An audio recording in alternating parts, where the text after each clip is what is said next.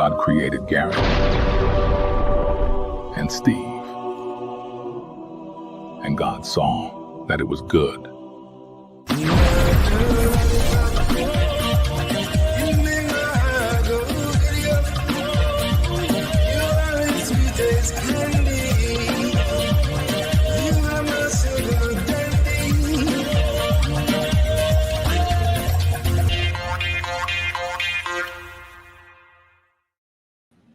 Hello. Just like that. I look great on this couch.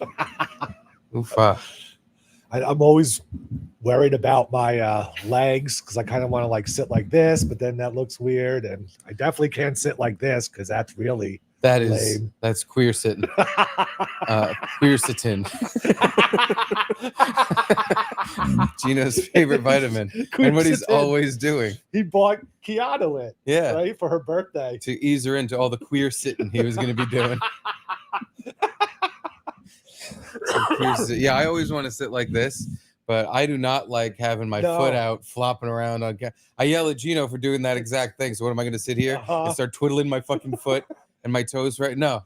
Disgusting. Just a perspective too, where it's like now my leg looks so big and white and shiny. I gotta close more of this curtain because we both look white and shiny. Like I feel like I look good. You look perfect. I am glowing. You are. You have an aura about you. That's what it is. It's actually just. It's not a physical thing that's happening. It's spiritual. You're seeing a very glowing Stevie boy because I'm pregnant. Fucking come on, Kurt, and help me out. Come on, Kurt. Nope. Come on. Nowhere for it to go, really. I'll show you where it's fucking going. Come on. Curtain. And you too. Yeah. Yeah. Now I'm going to look perfect. Look at that.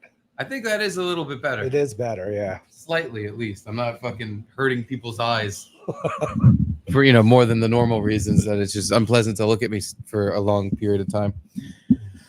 Well, anywho. It's over, guys. I got a job at Google. Oh, sweet. Uh-huh. Wait, fuck. Not sweet. No, yesterday during my chaotic run to get dumplings, I got a call from Richie at Google. Okay.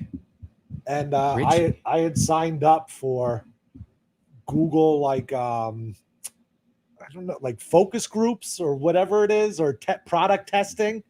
And he was like, "Oh, can you come by Thursday at 3:00?" And I was like, "Yeah." Then I was like, "Fuck, I forgot that I'm doing the show at 3:00." So I'm like, "Oh, actually, I can't. But do you have any other things available?" And he's like, "Yeah, Monday you can come in if you want." But the thing on Thursday was supposed to be like 15 minutes, and I get paid $100 to do it. Oh, damn. Now on Monday, it's an hour and a half focus group kind of thing. No.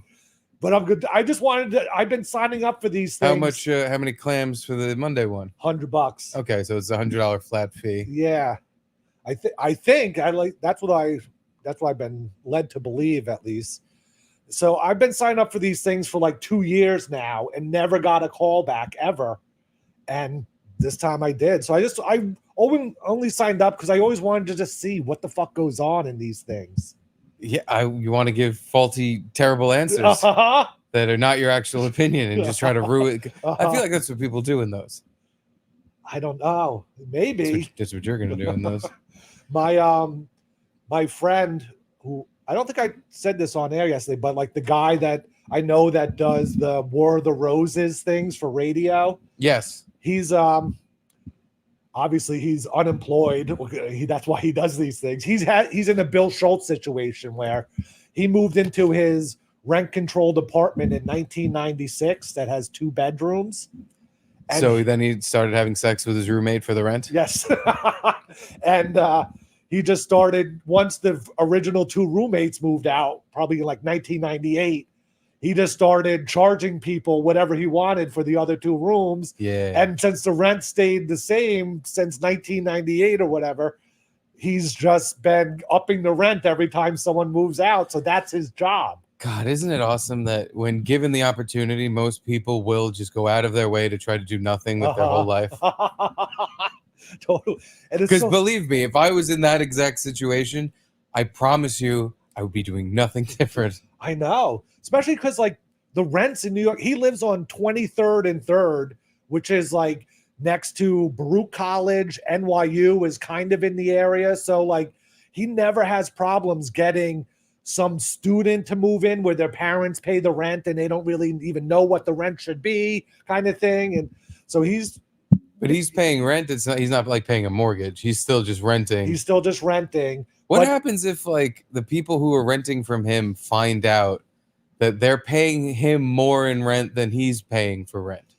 I think he would just kick them out and find a new person. What if they tattletaled on him?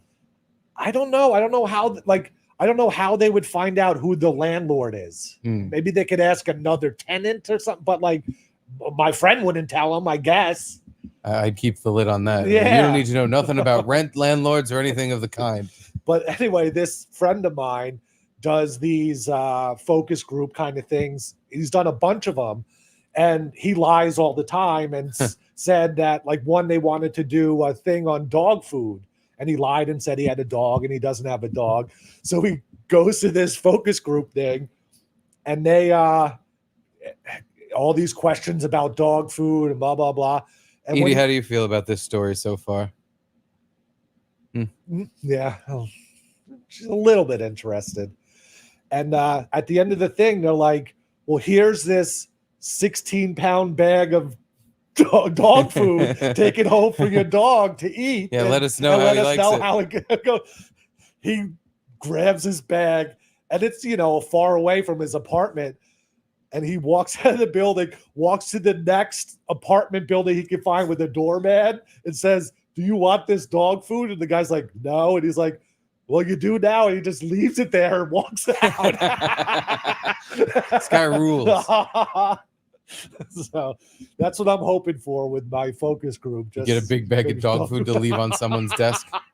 Something just like bring that. It here. Have fun. Yeah, exactly. Which would actually defeat the purpose of not having to lug it around. Oh my God! Imagine carrying this big bag of dog food on the ferry and. No, I don't like. That's why my microwave is lost into the ether, because I couldn't imagine carrying anything with any sort of heft to and fro, to the fucking subway, to the ferry, to the Nope. Edie, can you imagine it? She got all haughty. She got all mad about your story because she's like, "Well, where's the 16 pounds of dog food? I easily could be eating that." Yeah, your friend's got the fucking life. I think what I should do is I should start charging this one Rent. Yeah. Yeah. The dog, the baby, the wife, they should all start paying me rent. Even though the wife, we both pay the mortgage. So, but she can pay me rent anyway. Oh, you guys own this apartment? Yeah. Oh, nice. Yeah, it's, own it. We've paid for a portion. Yeah, and the bank owns they can come in here at any point and fucking start shoving their big hook noses up our asses and telling us to get out. But I think I should be charging everyone who lives here money to live here, so I don't have to ever try again to do anything. And charge the guy that lives downstairs too. Like, this is the same building. Like, dude, the people that live downstairs are clearly like, I don't even think they're illegal. They're just, but clearly like from like Colombia or something. I think I heard them say. That's why I didn't say Mexico. But they're very, very foreign, very, very nice. I love them to death. But it's occurred to me. Anytime they're making noise or like their music's really loud, I can just go downstairs and be like, "So you guys like it here?" La migra. Oh, see, yeah. Turn the music off. Or else you going back to fucking Guatemala. Like how? Because they barely, they speak English perfectly fine, but it's very heavily accented. You can tell they are fairly recent immigrants here. And it just, I think it would just be funny to be like, "You guys got to start paying me rent or I'm getting you shipped out of here." Yeah, what's it called in the mafia? Like protection money or? Yeah, the juice. Yeah. Getting greased. It's, but do you think they would buy it? Do I look American enough? I feel like I look too foreign myself with all the scraggly beard and the wopness of me. That You need to just get like an ice jacket, and show up at their door wearing the ice jacket. And I was thinking more just more of this complexion where I'm shiny white. I shave my face and I walk down there with a suit and I just start doing this with my hands. Like, all right, guys, just found out you've been living here rent free. No, we pay rent. No, you don't. Not to me. Not to me. I own the upstairs. Unless you want problems upstairs, you got to pay me. Now, your stairs are so squeaky. Do they live under those stairs, or is that empty space? I think that's empty space. Oh, okay. I mean, there's no way they don't hear it because I hear when they like open the door and stuff. So there's no way they don't hear the fucking one of the fattest men in the complex going up the creakiest stairs in the complex on a very regular basis, especially when I'm going up and down walking the dog and stuff. Because smoking weed, you have to go outside. These poor people. I smoke weed. I don't bother. I used to blow it out the kitchen window before we had Charlie Boy. Now I don't smoke in the house, but it would go straight out that window, and I think it would literally make a U-turn and go just into their windows because I would hear them slamming windows shut when I would smoke, and I was just like, oh, wow. And I used to smoke more because I used to smoke cigarettes and more weed. So it was like 4 or 5 times a day. I'm just fucking blowing it out. And at one point I saw they put like a towel under their door because they thought it would stop the fumes from getting in their house and holy shit, stinking the place out. But sorry, like when they cook food, sometimes it smells like they're roasting a donkey's ass with the hair on it. I just walk in the door. I'm just like, Jesus fucking Christ, what could they be cooking that smells like that? But I don't knock on their door like, hey, quit cooking your fucking foreigner shit. I'm just like, hey, this is what neighbors do. They tolerate each other's noises, smells, and otherwise. That's a good point. Yeah. Oh. I fucking one day the downstairs neighbor, the guy, I think he works at a restaurant or something because he came in dressed in all black and it like he was fucking shit faced. He must have been hanging out after work with some of the fucking hombres and knocking back cervezas because he came in and he was fucking lit up. And how do you see him? Like you just happened to be walking down while he was walking in, kind of thing? So of course it's late at night and I decided it'd be the perfect time to take my Christmas tree out and throw it in the trash. You have to throw it out the window? Please. This is an argument I have every year. Oh, really? Oh, yeah. Like, why can't I just throw it out the fucking window? Because I don't want you to throw the Christmas tree out the window. And I'm like, fucking why? And there's no real answer. At least in my eyes, I haven't heard one. The only thing I could think of is it would cause more needles to come off. Oh, yeah. I mean, I'd be basically shaving the tree. Yeah. There'd just be a monster pile of needles on the floor. But also something about, but that's what happens when you bring it down the steps, too. Like, you just leave a trail of needles, then you got to sweep at least out the window. It's just one spot you got to sweep up. I agree. I think you can vacuum it up. Yeah. But when it's all over the stairs, it doesn't work the same. And yeah, we didn't have the bag. I forgot to buy the Christmas tree bag. Who does? No one. But so I dragged this needle fucking thing out the door, which means there was a million fucking needles all over the stairs. So Mr. fucking, I want to give him a... Cerveza Crystal? Yeah, Mr. Cristal. That's perfect because his name is similar. Mr. Cristal walks in while I'm at the bottom of the steps. So I had literally swept up pretty much anything, and I was just about done. I was just trying to get the needles at the fucking the landing that were really stuck in the wood. And I'm exhausted. I'm high. I'm fucking... Like, I had also... Part of me doing this whole little sweeping thing was an excuse for me to go downstairs, go outside and smoke. So I just lit up a fat one. And he comes in drunk out of his mind and is now just talking to me for like a half hour. And the whole time I'm high and just like, how do I get out of this? How do I get out of this? Why won't he stop? Oh, he's drunk. He wants to talk forever. He just wants to talk. And he's in broken English, just like, hey, you guys, you're such good guys. Good neighbors. I sometimes make noise, the little kid, because he has a little kid, like niece or something, or granddaughter. I think it's his granddaughter that comes over occasionally. So he was saying I thought first when he was saying that over and over again, he was bitching at me about my noise. And now this 20-minute conversation about how great neighbors we are. He hugged me like 5 times. He was like, I love you, man. You guys are great. Oh my God. He was like, you guys are so nice. And he was like, oh, we want to give you something for Christmas. No. And dude, like, we don't want to start that. I think it was a combination of Christmas and we were about to have the baby or something. Or no, I think this was after Christmas. Yeah, we already had Charlie. This was last Christmas. I'm trying to think the timeline because he kept saying something about the key. And I thought because he was drunk, I thought, oh, here's the turn. Now he's about to start complaining about Charlie. And I'm going to have to tell him, like, listen, bud, move. Move, N-word. Because I'm not going to, like, what am I going to do? Tell the baby to shut up? It's a baby. This is how it goes. But I think he was saying more his little whatever.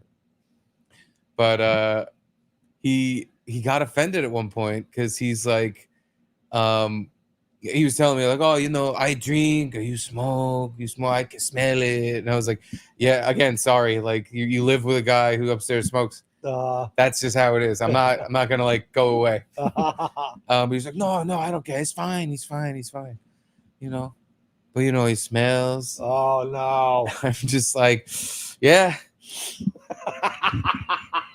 What are you gonna do? I think I did crack a little. I'm like, I can walk further down the street or something. And he was just like, no, it's okay. And I was like, oh, good, because I wasn't gonna actually do that. I was just gonna say that to you now because you're drunk and you probably won't remember this. Is this the Hoktui family?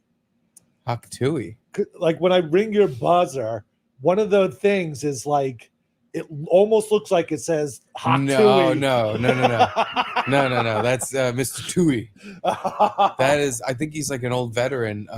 He's old, tall guy, who at one point, twice, they've had to kick his door in because he was non-responsive, or not even non-responsive, but nobody can get in contact with him for days.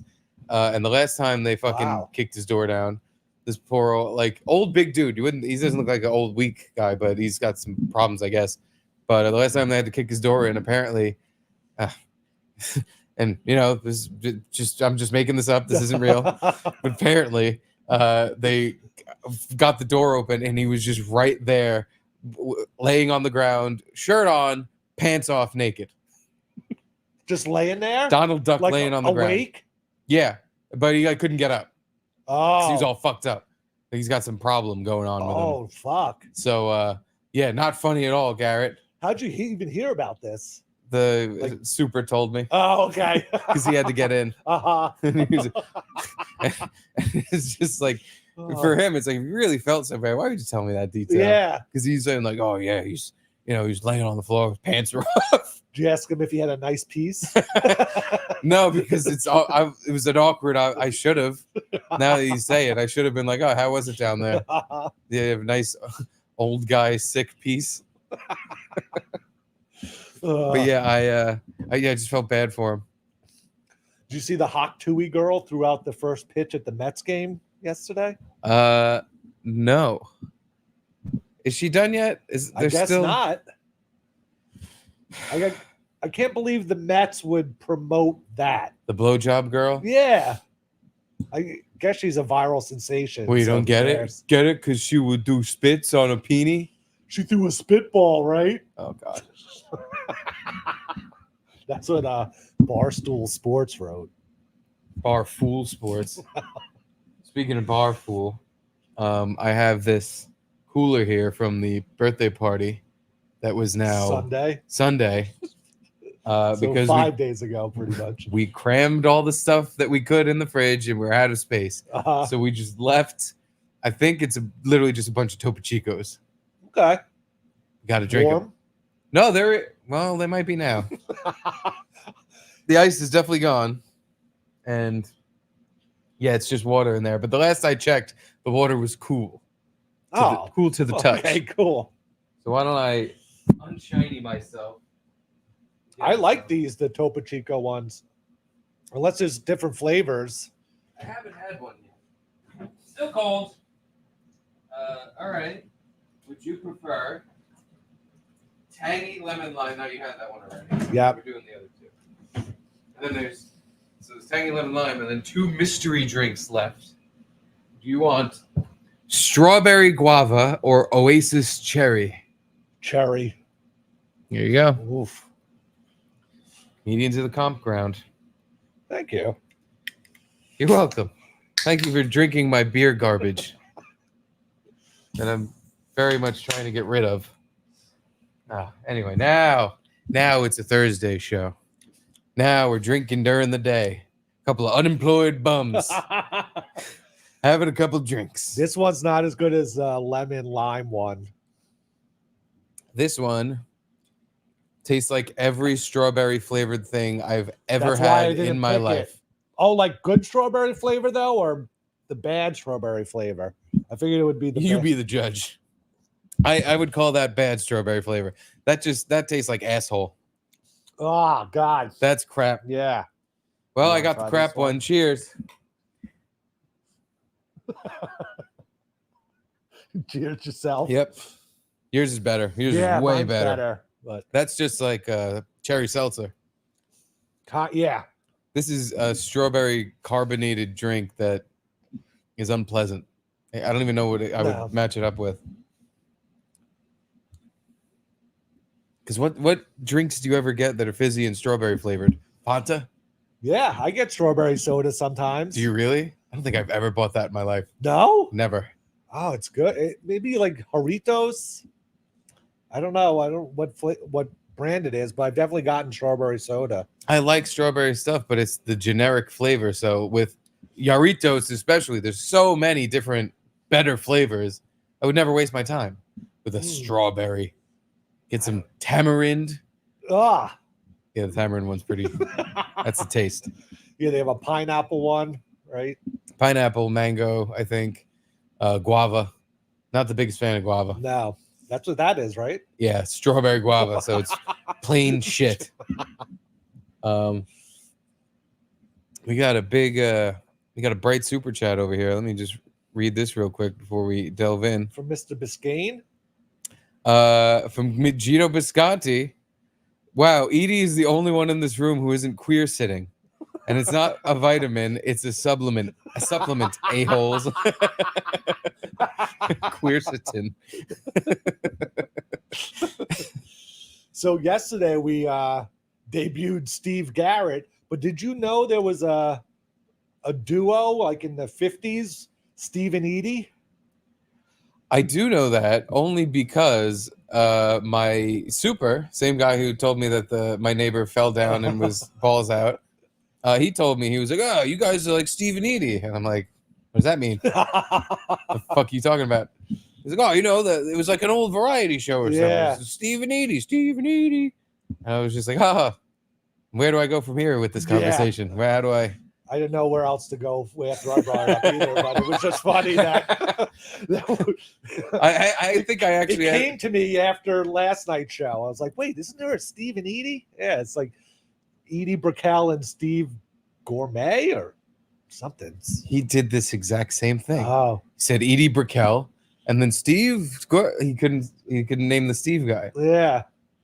And they were Makes sense. a shitty duo.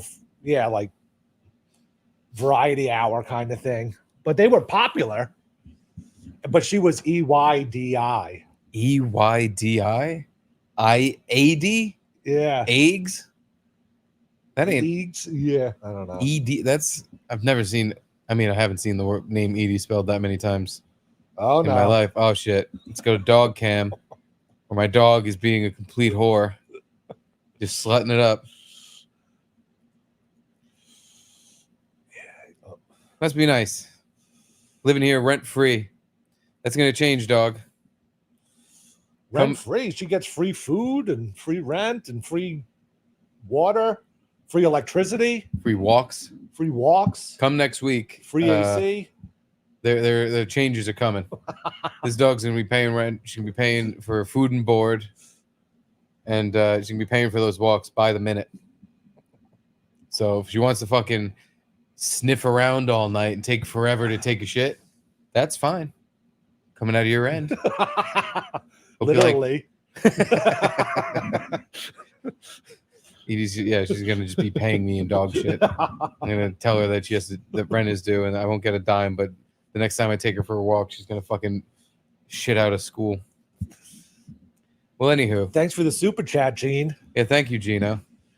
You may have noticed that the Garrett and Steve board is missing a healthy portion of its plates. And that's because I unscrewed them and took them off. Nice. Just going to throw them out. No, it's I wasn't able to go during this week. Didn't happen. But tomorrow, I plan on making my voyage to Crown Trophy and getting them inscribed. So if you want to be on the Garrett and Steve Club board, tonight's definitely the last night. Now, this is sort of a gamble where we don't know if they'll be able to do the same font, if they'll do it the numbers correctly. That's a good point. You know? I need to bring, actually, that's a good reminder. I need to take one of the names off and be like, I want them all to look exactly like this. Yeah. Do your best. And we're not even sure if you etch it, is it gold underneath or did they? Yes. It is. Okay. Because the back of the plate is that same gold all right. that the name's made of. So worst comes to worst, I'm sure I can just take a screwdriver and jam your names onto this. Because all I got to do is scratch the shit off. I'm a professional engraver, so it'll be easy. Perfect. Yeah, so no, don't fret. You'll be on the board. Just might not look as fancy as the first 10 people. Might not. Not a definite not. We got to finish these. This thing. I know. I want to get rid of it. I want to move to a different one because I don't like these. I don't like these drinks to begin with. These hard seltzers. Same. White Claw, I'm not a big fan of any of that stuff. They don't. I'd rather have just liquor if I'm going to be doing something like this. Like, just give me vodka then. And I think they call it vodka, but it's not even really vodka. It's like some malt liquor they just make. Fucking acetone. Yeah. It does. Yeah, it tastes like chemically seltzer, and not in a fun way. Like if you just put vodka in seltzer, it tastes 10 times better than this can of shit. Yeah. But the convenience of I could just crack it open instead of pouring in a cup. Why would I do that? Well, I saw an ad on the ferry today that might be topical to us drinking this. I feel like it could be the worst directed ad I've ever seen. It's an ad for a rehab facility. Oh. And wait till you see the font they used on this ad. It is literally the Corona bottle, right? Is it not the Corona bottle for you're drinking, you need to go to rehab? Well, but under the cool Corona writing, it does state in just plain font, overdose deaths are increasing. Why is the R the only thing that's like lowercase? Well, yeah. It's weird. It's a weird choice. But I just thought it was so dumb to have a rehab thing. And like, here's a reminder of the thing that you're going to want to drink. But no, instead, don't do that and come to our rehab facility. But it's better than a lot of the other ads on the subway where it's like, I'm me, not meat. And it's like a sheep or something. And there's a lot of vegan PETA ads on the ferry. But this one, I was like, why use the Corona font? Like, unless it was happenstance that they picked that font, but no, it looks like a Corona can to me. Yeah, Camelot, restoring lives. That's really funny. They might as well have taken that little red bow thing that Budweiser uses. Camelot, the king of rehabs. They should really have sold it with some beer signage. When you said that it was like a rehab thing, I for sure thought I knew it was coming, and it wasn't this. There's a sign on the ferry that I see all the time of I think it's the same company. It might be a different rehab, but it's basically they have a picture of a guy who is an actual patient who's recovered and now he's doing great. And it's like, well, help you set you up with a job, and we'll help you get your life back on track. It's a wonderful thing, wonderful message. Feel horrible for the guy. But the guy they picked for this ad is this old dude with no teeth who they just have look at the camera and go like, oh no. It's the saddest but funniest fucking thing. I haven't seen that and one. I'm like, that doesn't give me so much hope. I just feel terrible pity for this man. Yeah. Jeez. The only other ones I remember is the D'Agostino law firm where they have the Doberman pincers. Mm-hmm. And it's like, I don't know. Bite back. So aggressive. Yeah. Yeah. Do you need a lawyer? Here's a dog that'll bite your ass out. Yeah, I see that one all the time. But the keep your eye out for that guy, because you're gonna as soon as you see him, you'll Is it know. on a ferry or at the terminals? I want to say it's on the ferry. Okay. Could be wrong though. Maybe it is at the terminal, but I think it's definitely on the ferry. Yeah, just look out for the little guy, salt and pepper hair, no teeth. I am healthy now. And they show one picture of him like smiling and one picture of him on a computer like, I'm working. It's just so sad. At least that guy's got a job. He's better than us. Yeah, you know what? You should take a picture of him and send it to me every day and remind me where I stand in this life, because it's actually a good point. I at least he's got a job. I can type computer. New spreadsheet. So I don't know if you want to get immediately to your prep or if we should go to our booth Yeah, I boys. feel like we haven't done any booth boys this week, so we should get through them just so we get them all. Just to make sure that nobody gets cheated out. Ganok, I answered your question already, but when will I get my name on the plaque? This week. Today's the last day. By Monday, I'm hoping to have those fucking names right back on that board. Exactly where they belong. Topo Chico. Did you chug it, the whole thing? No, but Oh. I took big swigs, which is what led to that gas explosion. Gecko Dundee. Hello, Gecko. One of our booth boys. Hey guys, found this clip of some stupid UK gambling show starring Mustang Stally and thought you might be able to use it on the show. Well, thank you. I would love to use it. Let's take a peek, see what we got here. Okay, 5-minute video, so I like that. If you're gonna send us, by the way, just to now to nitpick on what you guys send us, even though you can literally send ever us. lose a phone down the crack of your couch? Oh yeah, I have. That's a pain in the ass to get out of there. I'll tell you what, because the couch isn't like there's hooks keeping it all together, like one big hook thing. Perfect. So you'd have to get up, lift the whole couch up, disturb Edie. Hold on, let me see if I can get. I could touch it. Oh, there's so much kids' toys in here. Here we go. Use the remote. Fish it out of there. Hold on. Coming up. I'm gonna lose the remote down there. Coming up, a black woman. But first, Garrett got his phone from the couch. Yeah. Yeah, that's what I call the phone crack. I drop my phone down that fucking thing pretty much twice a week. How hard was it getting your phone out of the car crack last night? I couldn't. I had to get out of the car and go into the back seat and get it. Yeah, I drove Garrett to the ferry last night, and as soon as I sat down, which these must be the same shorts I was wearing. Oh, there was when I fucking dropped my keys in the car and locked the keys in the car. Out. These pockets are like girl pockets. They're so short.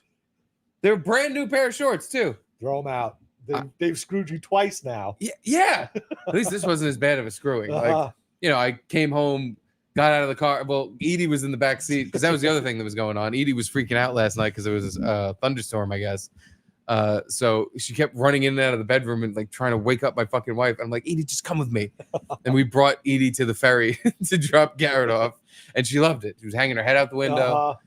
When I was driving home, since we weren't talking, she had her head hanging out the window, and I just kept her just sniffing the night air. And I was like, I think I might be taking you every time I drop Garrett off at the ferry. Look at this girl. Little freaking sloot dog begging for pets.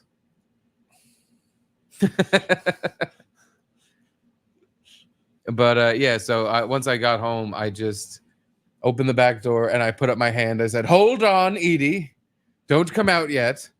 And she held on. And it was actually very easy to fish out. It was just under the seat. Oh, okay. But yeah, my shorts shit out my phone. And well, anywho, What's your this phone's video safe from he the sent? crack. And we are going to watch Gecko Dundee's Mustang Stally video.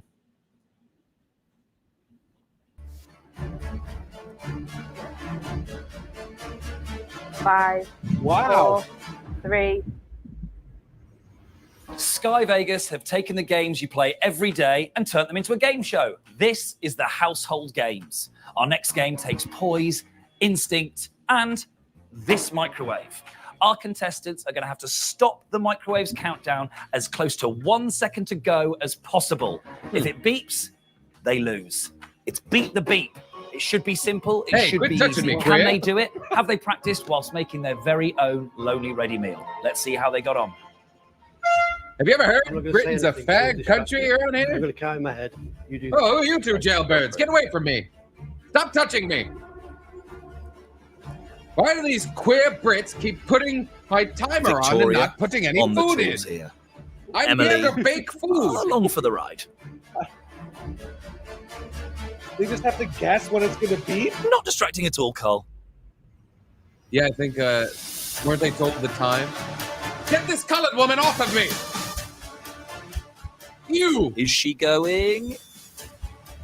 He's Yeah. darting for it. I'm pretty sure what's happening is they, are trying to get it right before it beeps. But are they told how long it's going to be going for? Yes. Oh, okay. I was trying to find Mustang Stally's music. Now, before, because I think we're to bet on this, and I already decided the stakes. Oh, okay. Winner gets to pick the loser's next drink. Okay. Since the three things left in there are not exactly a treat. One of them is. Actually, two of them. You like the Topo Chico lemon, which I already Yeah. said was in there. One of them I really fucking don't want, though. Is it these two teams? Yeah. So, Okay. who do you think beat the beep? Was it Fat Black or was it Queersittin's? I got to think about this. I feel like Fat Blacks would use a microwave more than the Queer. You're damn right they would. So I'm gonna have to go Fat Blacks. Interesting. I'm glad you picked Fat Black because I was not going to pick them. Okay, good. I was going to pick the Queersitins because it's not about using a microwave. It's about timing. That's true. And It has nothing to do really with the microwave. It's just, can you nail this right before it beeps? being on time is a form of white supremacy. Yep. And wow, that's a good point. I could be lost already. You're fucked. I'm fucked. I don't know what time it's supposed to be. What the fuck I know? Mm-mm. Oh, there you go. I got it. For one day. A round of applause from Emily, who's had a lovely day out. My heart rate is going. Yeah. My art right. Gary, how do you think that went? I hope it went okay. Still a bit shaky from it. I feel like I have to fuse my body. Did they do it Try already? really cooking. That's even harder. I think Okay, so. so I'm going to do this interview in 30 seconds in honor of you two. So, All right, who how do you won? think that went? Okay. Will you quiz? I quit mucking felt like about? the count was a little bit quick. I feel like it was somewhere around 27 seconds, but yeah. Interesting. And how do you think she I'm did? get I my think truck she's do brilliant. security. Better than I would have done. Do you think when Yeah. were you gone then before her? I don't know. I didn't even count. I was just letting her do it all. Well, 30 seconds isn't a lot of time, No, is it? no, it's not. As my girlfriend tells me, it looked like you were in a seance. I'm not gonna Oh, lie. he's You were got very a good at shirt. counting down. He's got a girlfriend, he does. One pump chump. His girlfriend's got a bigger cock than him. I have this second thing. So I got What is the second so thing? 1 second, 2 second, 3 second, 4 second. Should be a second. Nobody does that. Each one. No. Nobody does I'm a that, bit- you weird fucking British Queersittin. They don't do 1 Mississippi, 2 Mississippi in England. No, they should. They should. Yeah. 1 second. Why not like 1 Manchester City, 2 Manchester City. I was 3 really gonna say Manchester. That's so funny. Don't worry, because I only got to 24. So this is it. There is a disparity here. You got to 24 and you thought you got to 30. I can now reveal Oh God, yeah, go on. you stopped it Yeah. with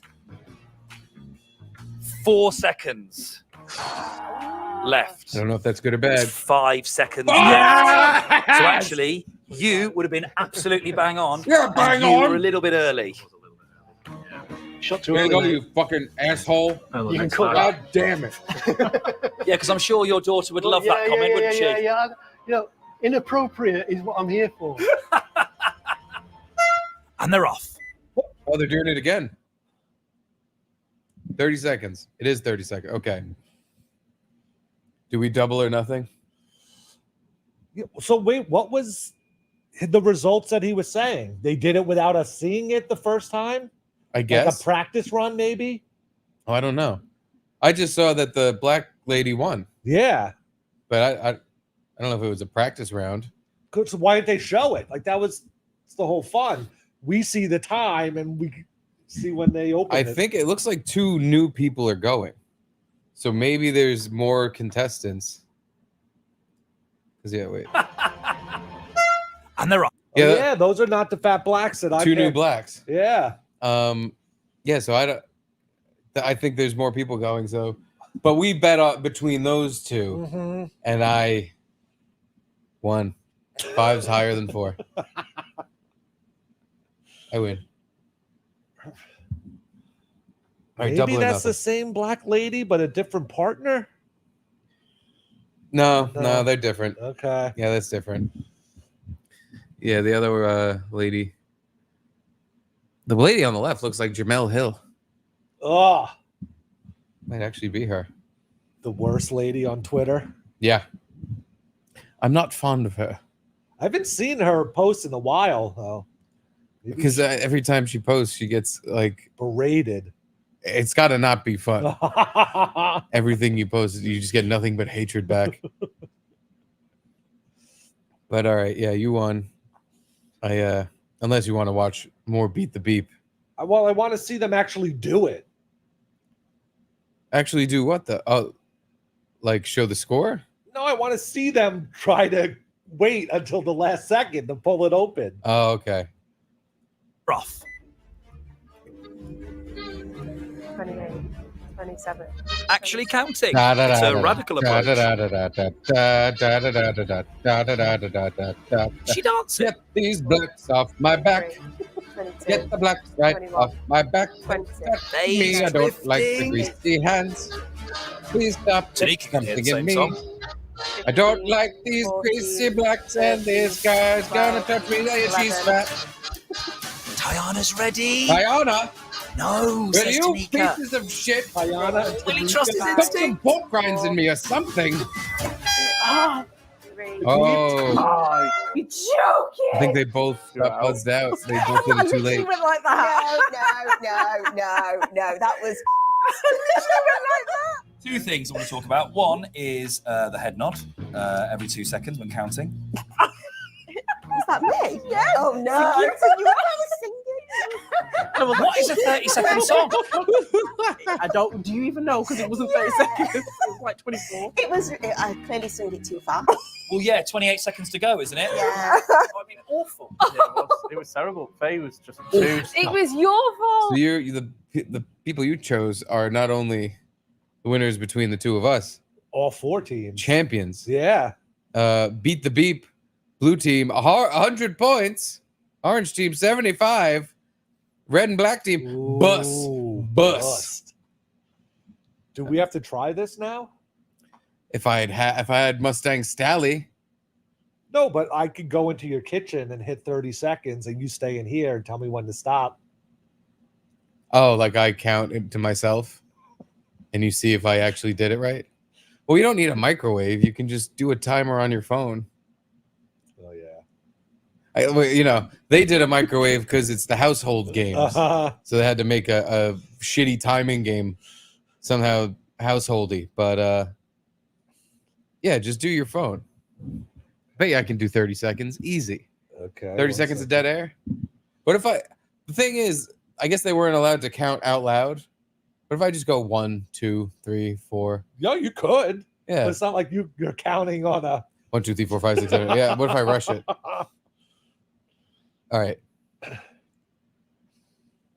I'm gonna get it right on the dot. 30 seconds. Do I hit start or do you say start and then I'll hit start and tell me when you're hitting it. I'll do 3, 2, 1, start. No, that'll confuse me because then I'll be 3, 2, 1, 0, -1. You're gonna set me in the wrong direction. No, yeah, just do that. 3, 2, 1, start.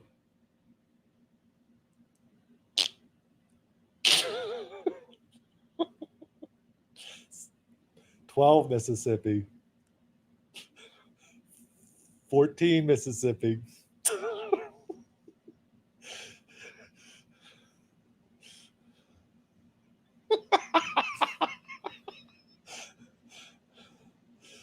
Now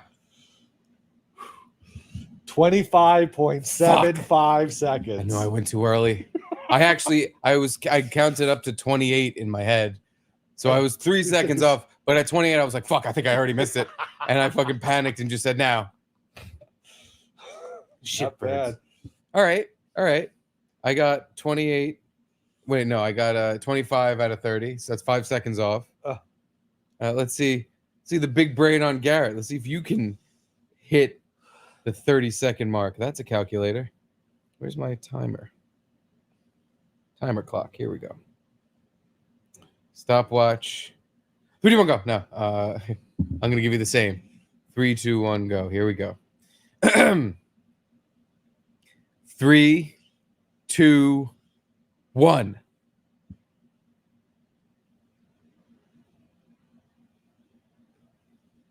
It's not yet.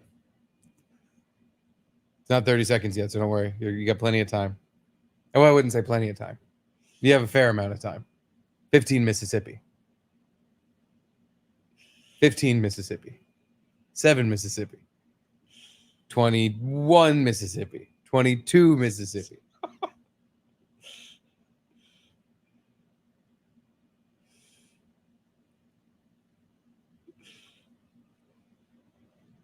Stop. Wow. 37 seconds. 37? Yeah. Horrible. When it hit 30, I didn't know if I was supposed to go, but I'm glad I didn't because I wanted to see how far over you would go. And I got up to 28 Mississippi in my head. It said, "Oh, you did the same thing." Damn it!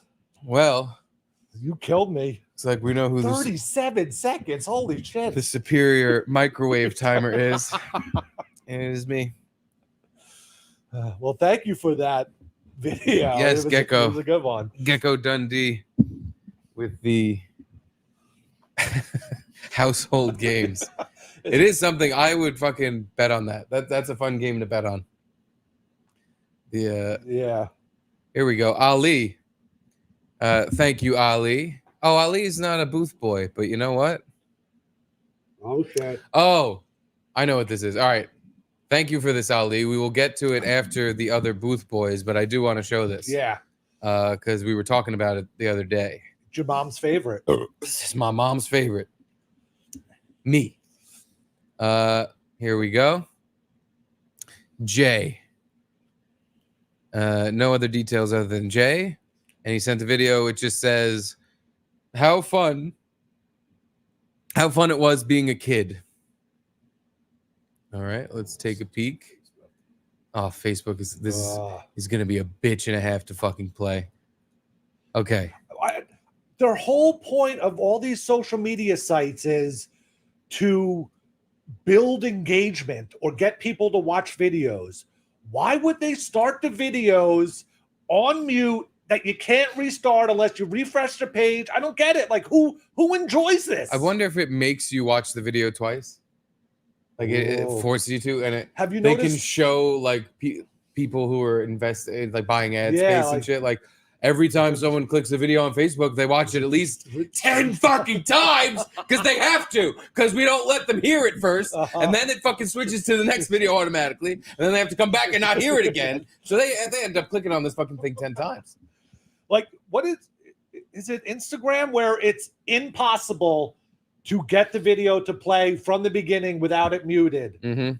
Like, you have to refresh and quickly pause it and then unmute it. I think it's Facebook too. I think it does the same fucking thing where I have it. I think when I click on mute, it'll play the video. So let's see if that happens. No, okay, unmute. You like it? Yeah. Do you like it? You taking a shit? What you doing? What do you think about That's fucking California? hilarious. You like it? Yeah. Do you like it? You taking a shit? What you doing? Is there a part 2? Because there's an arrow here. Oh no, this is just this is the rabbit hole. My son can't talk yet, but he's absolutely done that exact in the middle of something, then just stops. Like he's just been hit by a sub-zero freeze ball, and then just starts going. But I like how the guy said to his son, his little son, "You taking a shit?" And the kid was like, "Yep." Like he's heard that many times. "Yep, I'm shitting, Dad." Not to be white trash, but I don't. My son can't talk yet, so I figure I can curse a little, and I'll ask him the same exact question. I'll be like, "Yeah, you taking a shit?" It sounds like a fun way to do it.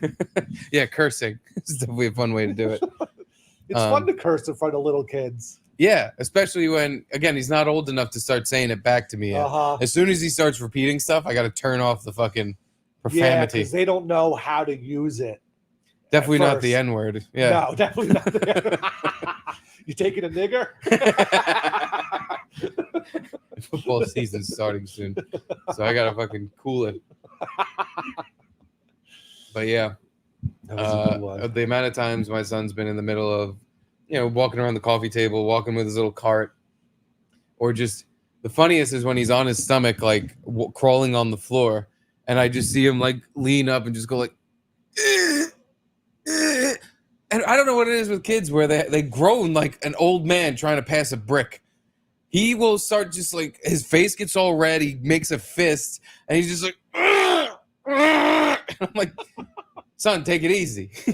It'll come when it is ready. You do not need, at your age, to be forcing out hemorrhoids at 1 year old. To fucking blow out his asshole. Take it easy. But yeah, all little kids do that. They just fucking they freeze and just. Have you noticed a new annoying thing on Twitter where if you click a video and it plays, the second it's done, it jumps to a next random video? Yep. Like sometimes, a lot of times you want to like watch it again because you didn't see what happened, and nope, not anymore. Especially if it's like a 9-second video. Yeah. I'm like, there's no way I got all that. Did you play that again? But it's trying to make it like it's trying to help the videos that it plugs under it to get more views, which is great. Hope that we should figure out a way to get our videos into that queue. Well, thank you, Jay. Sometimes our videos do come up, like the ones that people clip. Yeah. And that's always weird too, where it's like, oh, all right, get away. Yeah, like who are these fags? Yeah, why I don't subscribe to this. Why is it coming up on my fucking thing? Here we go. Nope, that's not another booth boy. N. Harold. Oh, here we go. N. Harold, booth boy extraordinaire. I still can't believe I got 37 seconds. Do you want to do it again and try to make up for it? Count different? I want to see if I can get closer than 25. All right, you could go again first. You know how easy this is going to be? I'm going to get up and get my, all right, so hold on. Before we even do this, I'm feeling a bit parched, and I need my next drink, but according to the according to the bet I just fucking lost, you're choosing it. So do you want me to drink a Topo Chico lemon lime, a Sunny D vodka drink, or a blackberry White Claw? I would like you to drink a blackberry White Claw. Why? Why? How did you know that's the one I really, really didn't You want? should have said it like, or a blackberry White Claw. But you were like a blackberry White Claw. I thought I would get you with the double fake, where I pretend Reverse the psychology. blackberry. Black. So you go, oh, you're just acting like you don't want that one. That must be your favorite. And I was hoping by acting, again, the double fake, the reversal, you would think, and you acted like you wanted the Sunny D, so you are getting that. I want both of the other ones. Fuck. Well, you won them. I like the Sunny D, except it made my piss stink. But I feel like I shouldn't even win the first bet because I was so bad on the second bet. Well, here's the Sunny D decider. The bets are wiped clean, and I'm gonna have to drink that fucking blackberry thing. It's fine. I lost. I get my comeuppance, but for the next thing, I want to do the timing challenge again. But the winner gets the Sunny D. The loser gets the Topo Chico. Okay. Well, no, there's only 3 drinks left. There's more in the fridge. Oh, okay. There's a bunch of shit in the As I said, the fridge is too full, so there's plenty more. And the winner gets banana pudding. There's plenty of banana pudding in the fridge. I don't know why I haven't housed all that yet. I'm an idiot. It's why? It's because I've been distracted by the bag of Reese's peanut butter cups that I bought for the party that I never opened for the party, and now I'm just eating. Miniatures? No, regular. They sell bags of regular?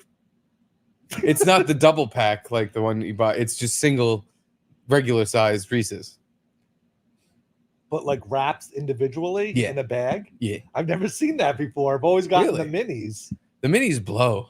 You ever get the... They're not bad tasting or anything. It's just I hate unwrapping 100 of these things. Like, That's a good point. I'll Have take you ever regular. gotten the, like, I don't know what to call them, the mini minis peanut butter cups? Yep. The bag where they're all unwrapped and they're very tiny. Yeah. The ratio is off. And it's not the like same. a little too much chocolate. Not the same peanut butter mixed thing in the middle of it. Well, I don't even know if I've noticed that. I think I've gotten them from like Trader Joe's, or because they're not Reese's. Right? Yeah. Well, Reese's made one.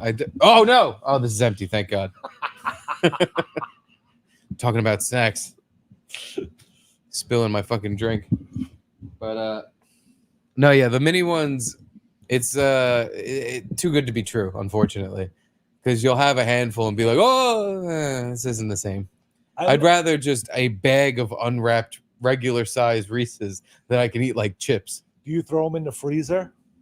Never the freezer. I've thrown them in the fridge because they've been a little melted. But why the freezer? You break your fucking teeth?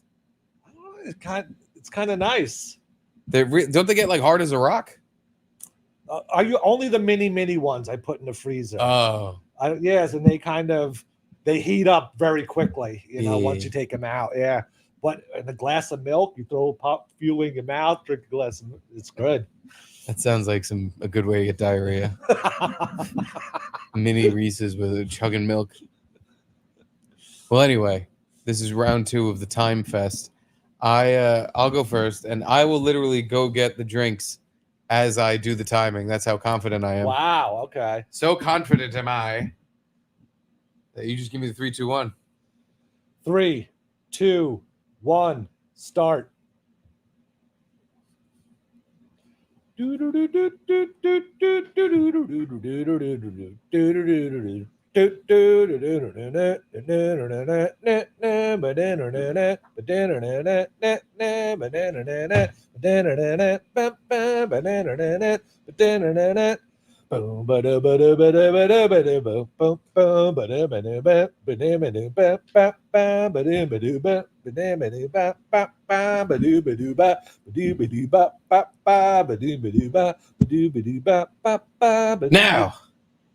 damn it. 36.72. Wow, I you was beat so me. way off. I did so much worse than the first. Well, 1 second worse than the first time. But I thought because I was so quick the last time that I needed to really give an extra That's not even what happened. When I went over the cooler and opened it, at some point during the drink getting, You skipped a number. I skipped from like 13 to 17 because I just stopped counting. And then was like, well, I must be up to like 17 by now. And as I was walking back, I was like, 30, 20, 21, 22, 23. It's got to be faster than that. It's funny. I fucked up that way because I sped up at one point from like to catch up. from like 23 to 29. I was just like, skip. That's so funny. I fucked up that far away. Oh boy. All right, we'll beat 36, Garrett. All right. I bet you can't. All right, here we go. Now, do you want a 3, 2, 1 start or a 3, 2, 1 and then I just hit it? 3, 2, 1 start. Okay, and on the start, I will hit the button. Okay. That's I probably fucked you up the last time by not doing it right. That's why, yeah. There's a 7-second delay between. 7-second delay. All right, here we go. 3, 2, 1, start.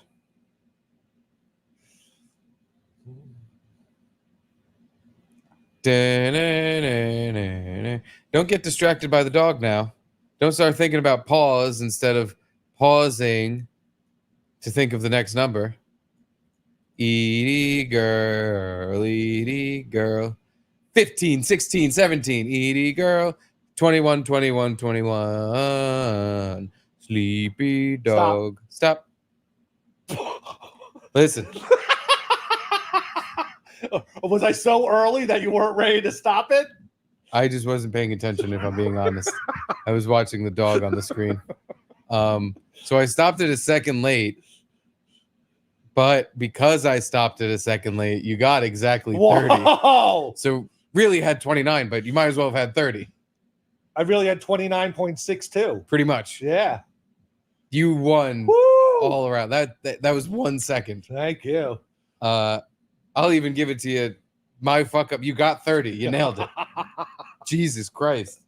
All right. Well, I guess it's time for me to crack my BlackBerry and for you to have a Sunny D.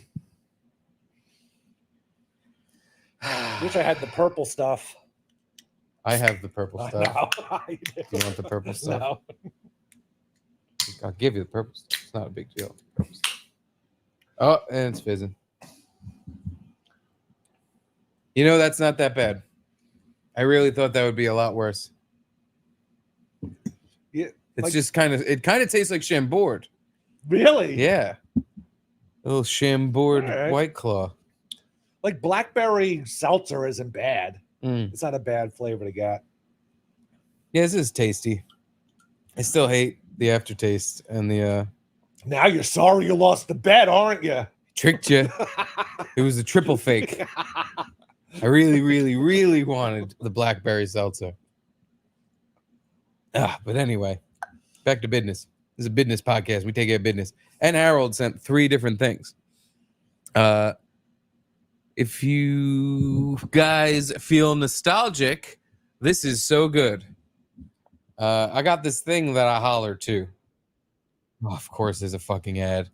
But I remember this song. I think you played it on In Hot Water. Yeah, isn't this an In Hot Water intro thing? I'm pretty certain it was in Hot Water. Oh, yeah. It's on In Hot Water intro. It is? Yeah. Duh. I'm an idiot. All right. Well, we're going to do Gino's show now, and we're going to just watch an old episode of In Hot Water and see how it makes us feel. Here we go. Nope, that's the wrong tab. I'm a professional. I do this for a living. Remember that. Here we go. I've got this song that I holler to, and it is entitled "Somebody Loves Me," and it goes like this.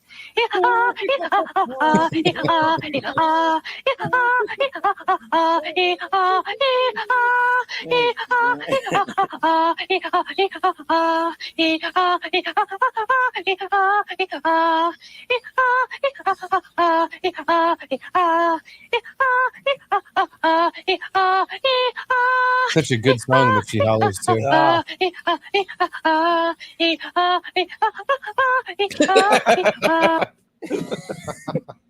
Old Gums McGinty.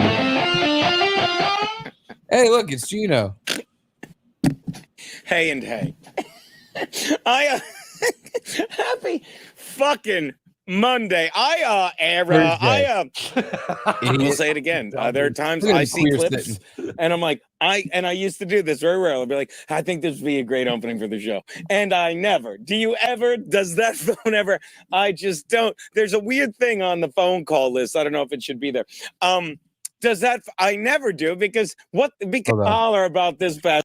I've got this song that I holler to, and it is entitled "Somebody Loves Me," and it goes like this. Somebody loves you. Why is it different title? There's no word.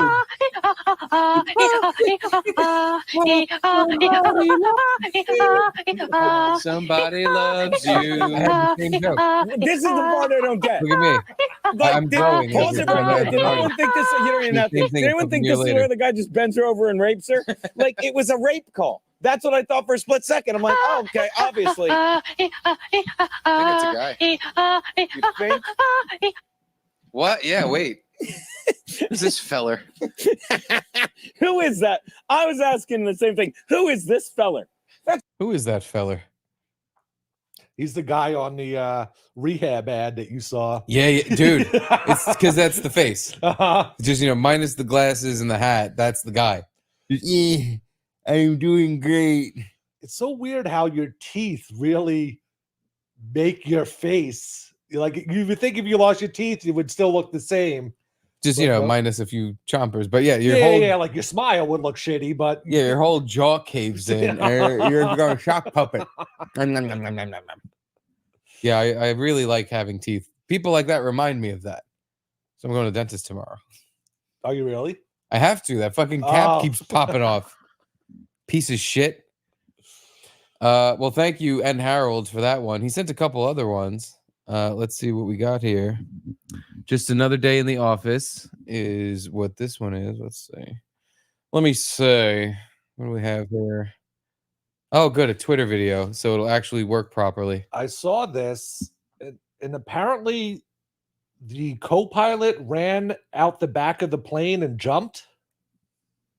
I think that's what's going to happen. Is it like a private plane or? Co-pilot no, that jumps looks like out of the plane mid-flight. That looks like a fucking like a passenger plane. Okay. 8002 Road. My co-pilot just ran out the back of the plane.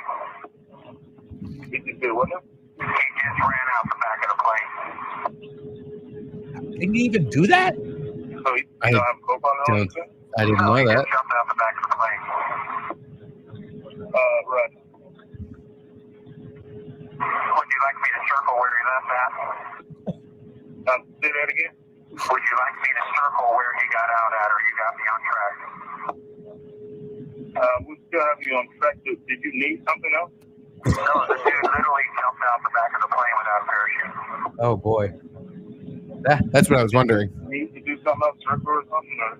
No, I need to land. I'm just making you aware you're going to have a dead body out where I just called you at. He just jumped out the back of the plane. What a cool pilot! Like not. You're right. Did it continue on you? Not like that's a cool shirt or something, but like cool and calm. Nice, cool as hell. Hey. It's just like, no, there's a dead body because he didn't have a parachute. My co-pilot just jumped out of the back of the plane. And once again, I'm dumbfounded by how just incompetent and retarded the air traffic controller is. It sounded like a DEI hire. Just from the. He's like, "What do you want? Do you want me to do something?" Yeah. So what? You got no co-pilot now? So what do you want me to do about it? I can't get up there. I'm not a co-pilot. Like, asshole. Like, this is self-explanatory. Track down where I just said that to you. Yeah. And get on the horn with some authorities because someone just jumped off a fucking plane. Are you a fucking idiot? What do you want me to do? But seriously, like, can you do that on a plane? There's no way to open a door on the plane. Like, maybe I was under the lower altitude you can because there's not as much air pressure, but I was under the impression that if you took any of those doors on the side of the plane opened in the middle of the flight, it would like tear the plane in half, or like people would get shot out of it if they're not belted in. Yeah, Yeah, so I don't understand. I guess there's got something that the pilots know about, some back hatch that you can open and fucking commit hilariously sad suicide with. Jeez. Or They did were he just forget about his to parachute? land too. Yeah, Like, just wait a few minutes. You'll be all right. Most considerate suicide a co-pilot can do, because he through the most of the flight was like, He was just there, make I'll sure be there for you. Make sure this all goes well. I don't want to fuck, I don't want to fuck you over in the middle of a flight and just leave you hanging here. But now it looks like we're about to land. You got this from here. I'm gonna go kill myself. I'm gonna go. I'm just gonna hop off the back of the plane and end it all. So have a good one. Because if he talked, by the way, anything like the pilot calmly did, that's how he did it. He's like, all right, so I'm gonna go fucking off myself, back of the plane. Enjoy your life. Mine's done. Like no curiosity at all from the what do they call the air traffic controller? Controller. No, like what did he say to you, or what? Why did he jump or anything? No, it's just like, oh, so you don't have a co-pilot anymore? So like, do I have to fill out a form? I don't know what to do. They tell me plane land here, plane leave here. I don't know nothing about computers. Maybe he jumped out because all those chemtrails are shooting out of the plane. Probably. He couldn't live with himself. Fucking poisoning the people. Controlling the weather with their juice smoke. 05002.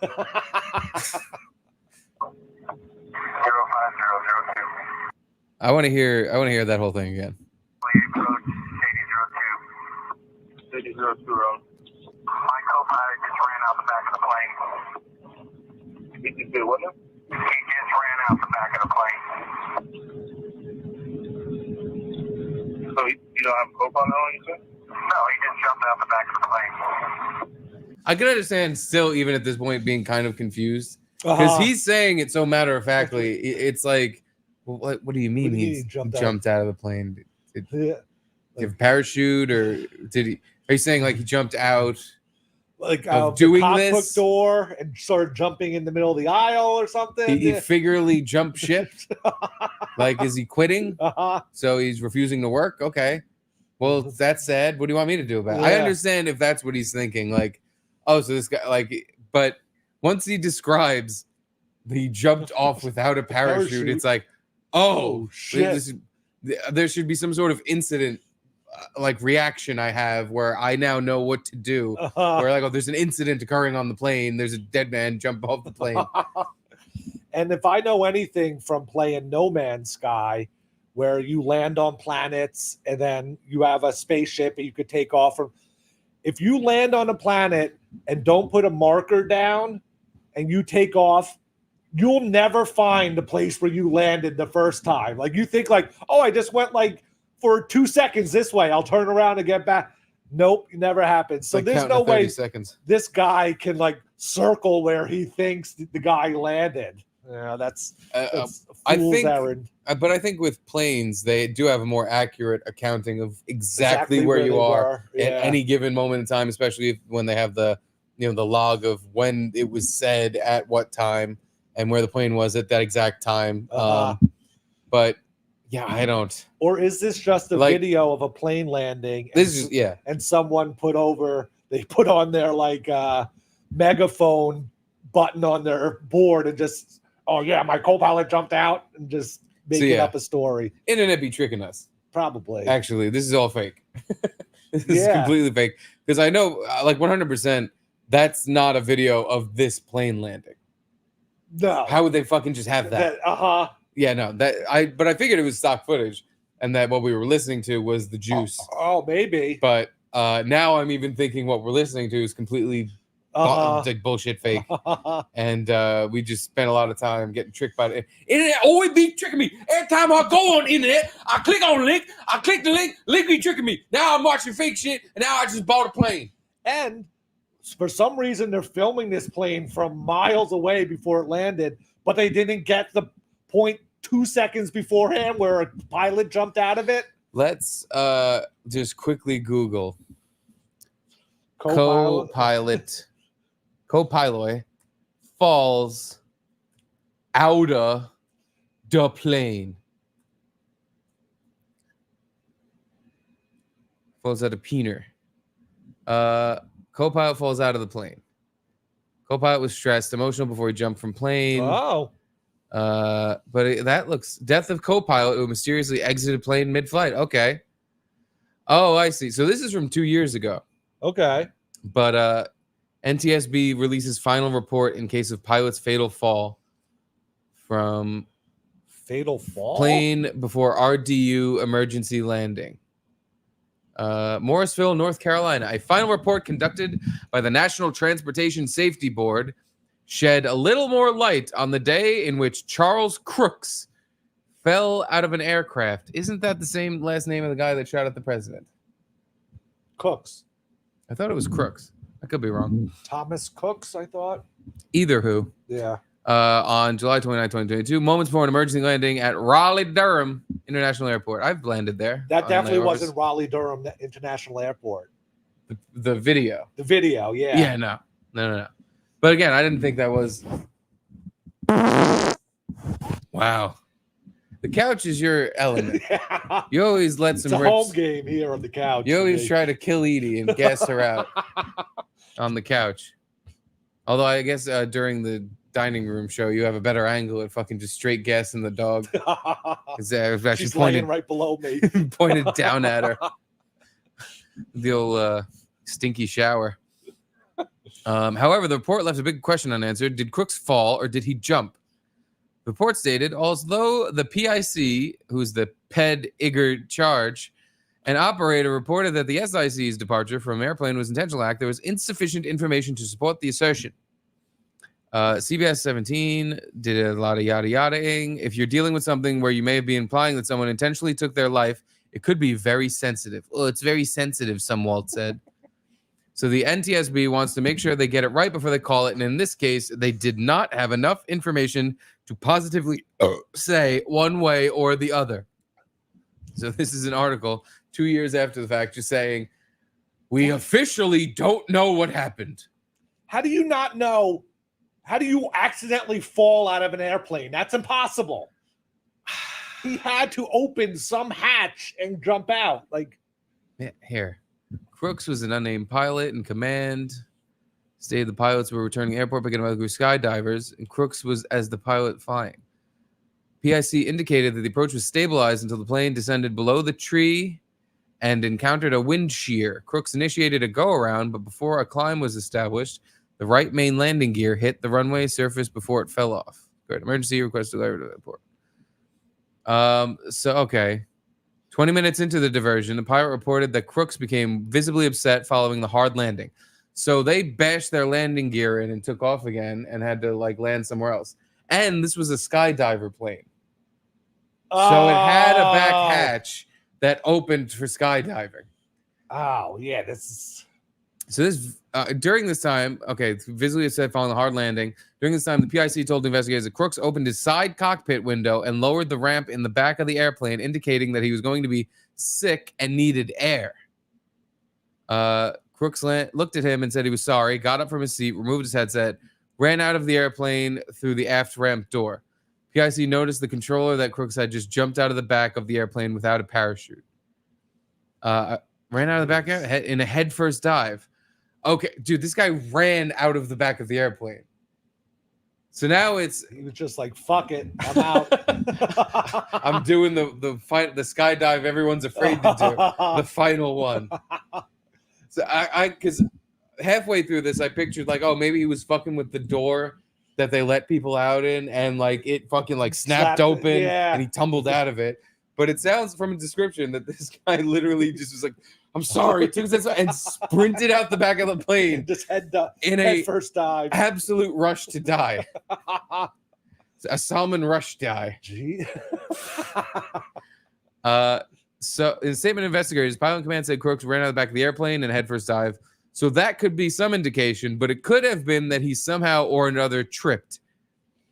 Investigators, Crooks' father, who told him his son was extremely happy and loved to fly. It didn't make sense because son was in a fabulous state of mind before the flight. Crooks' father says son could be tough on himself. Investigators spoke to employees at Rampart Aviation. Nothing in the final report a company pilot said Crooks once had a disproportionate, intense, emotional, and physical reaction upon becoming worried that he had lost a fuel payment card. Crook's body was found in a neighbor's backyard in Fuquay, Varina. Oh my God! Imagine that. You also just hear, like, what the fuck is that? And you just look at your back, and there's some pilot. Do you just pretend you didn't hear or see any of that? Like, let's say you have a job or something, and it's like your first day off in months. You're sitting on the couch, eating ice cream, watching Seinfeld in the air conditioning, and it's just like, oh, this is the best day I've had in quite some time. What was that? And then you look and see that a literal man just fell from the sky and splattered all over your backyard. Do you not just go, closing this curtain, pretending I didn't hear that, and I'm continuing my day off? I'm sure someone's looking for him. They'll be here eventually. What if you just got a new job and it's your first day and you're about to leave in 10 minutes to get to work on time, and you hear that? What was that? Fucking. I can't be late to my new work. First of all, brand new job, and you're gonna call in and say a man fell from the sky and landed in my backyard. Even if you took a picture of the man explosion in your backyard, your boss would be like, what the fuck is this gore shit you're sending me? And what a stupid lie. What an absolute retarded lie. You're fucking fired. We all know Grok can make pictures now. Also, I've seen this one. Yeah. I've seen the guy splattered on the ground from the airplane. I know there was a woman, I believe in England, that I think it just like her parachute didn't open and she lived somehow. She just like stalled in the air as much as she could. Like a cat. And, angled it and landed and didn't die. And she got fucked up, obviously, but it was like maybe marshland or some soft swamp or yeah. Yeah, I think, didn't she break everything? Everything, yeah. But she lived. Yeah. So, what must have happened, and Eddie Guerrero, the wrestler, survived a car crash where he was launched out of the car because of this. Like, if you completely relax your body. That's why drunk drivers. He was drunk. They kill everyone else, but they survive because they don't even realize it's happening and they're so relaxed. Right. Yeah. So yeah, Eddie Guerrero, he was driving like a sports car because he was a famous wrestler at that point. And he was flying on the highway, probably going over 100 miles an hour, smashed into a tree, got launched out of the car like a little slingshot. Through the windshield. Flew the air. And smashed into another tree, like landed in a fucking tree. But said because he was so fucking drunk, like obviously he had no idea what was going on, but his body was just so loosey-goosey and limp that he just flew through the air and bounced off this tree and didn't die. I think, he broke a few bones, but did not die. Did he continue to wrestle after that? Yes. Really? Yeah. He was wrestling till the day he died. He had a heart attack. Oh, he's dead now? Yeah. He done been dead. But yeah, Eddie Guerrero, he had a heart attack that I assume everyone assumes is from the wrestler's potion of steroids, cocaine, and whatever other fucking drugs they get their hands on. But yeah, I guess the guy, unlike the one, because the woman who fell and just smashed her body into the earth and didn't die, she might have had a moment while she was falling there where she just let go, and she was like, "There's nothing I can do. I'm about to die. I'm gonna close my eyes, and when I hit the ground, maybe it won't hurt." And because she got so loose, that's probably what saved her life. Do you think it hurt? I don't think hurt is even the word. I think it, like absolute pain. Like every cell in her body was screaming, "Ouch!" As a kid, you ever we had a shed, like a garage, I guess, with a shed on the back, and we'd climb up on the roof of that and jump off. Now it's maybe 8 feet or something, but you jump off and sometimes you land and it you get, I don't know, splinters. I don't know what the shin splints, kind of like that feeling of just ow, it kind of hurts when I not 2,000 feet up in the air. I can't imagine. Well, imagine 2,000 feet and you're trying to land on your feet. just do the Batman pose. Do the roll. Yeah. You know what? If you're falling out of a plane, you might as well. I have no disillusion that if I fell out of a fucking plane, that my fat ass, with all the momentum I would pick up being so heavy, wouldn't just explode like a fat guy grenade. So I would be like, forget, letting go and I'm gonna try to land like Batman, so that at least when they come find my body, it's gonna be in this pose. But then when they go to move me, I'm gonna literally fall apart like a little goo boy. But yeah, I think that guy. I think it was an accident. Just because I think from what they described of the landing gear not working, I think he was panicking. I think he was running to the back to try to fuck with the door, do something.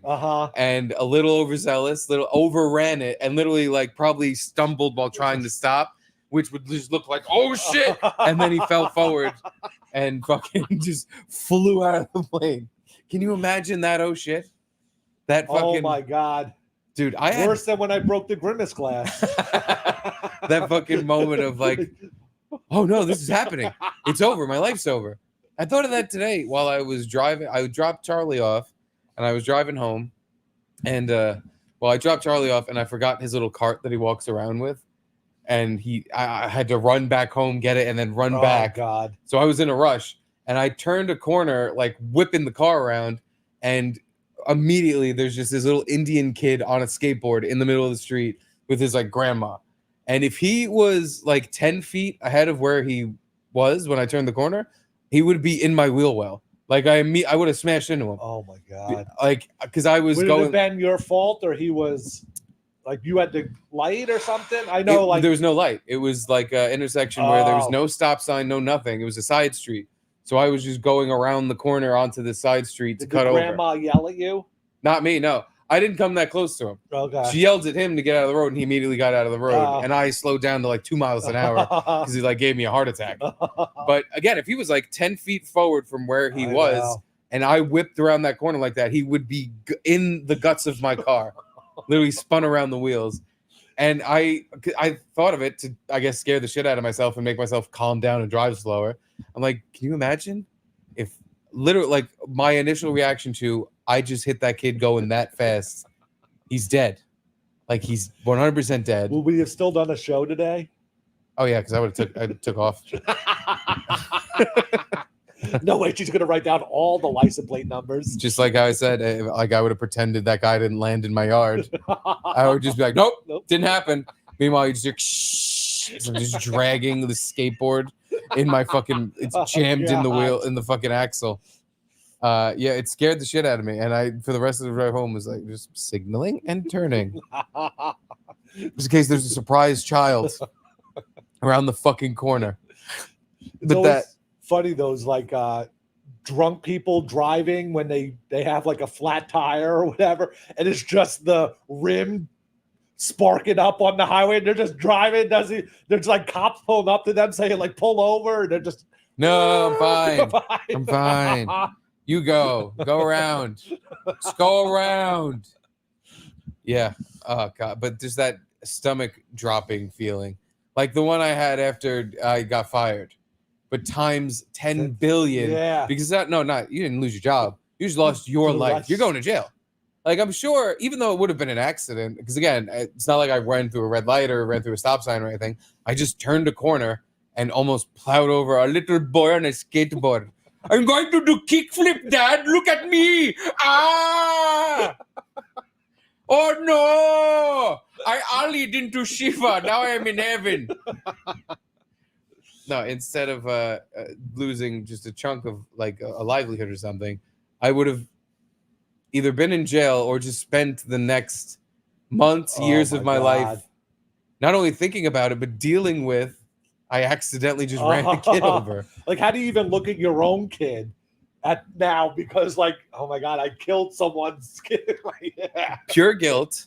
But then also, like, what if this kid's family decides to get exact revenge on me? I would. I would, yeah. Fuck, are you kidding me? If some guy was turning around the corner in a fucking Hyundai, like some Indian dude fucking whipped around a corner, ran over his head and killed him, I'd be like, well, hope you don't have a kid. Because you ain't gonna anyway. I'm gonna fucking kill your family in front of you. You took my boy. They'd all come and shit on your stoop. That's how they get back again. No, that would be as an apology. We give you blessings of our stool. Yeah, if I had run over that poor little Indian boy, there would be shit being thrown through my window every day. So thank God I didn't. God, yeah. But yeah, and it reminded me, like, oh, just drive normal. There's no reason to rush. All because Charlie didn't have his walkie toy. Yeah, his little walkie toy. So he could walk around the house. And all because I was too stupid to put it in the car. Too much in a rush. And N. Harold, third video of his tenure. Oh, I had one of these too, but maybe this is not. Oh no, this fooled me the first time where I thought it was the Rizzler and it wasn't. So it's not the Riz. It's not the Riz. And Harold, you guys should, nay, must recreate this for bonus content. Obviously, Steve has the bus on his head. Okay. Well, let's have a look-see. And nope, wrong. Fuck, what did I just do? Where's my fucking TriCaster? God damn it! View tab. Nah. Here we go.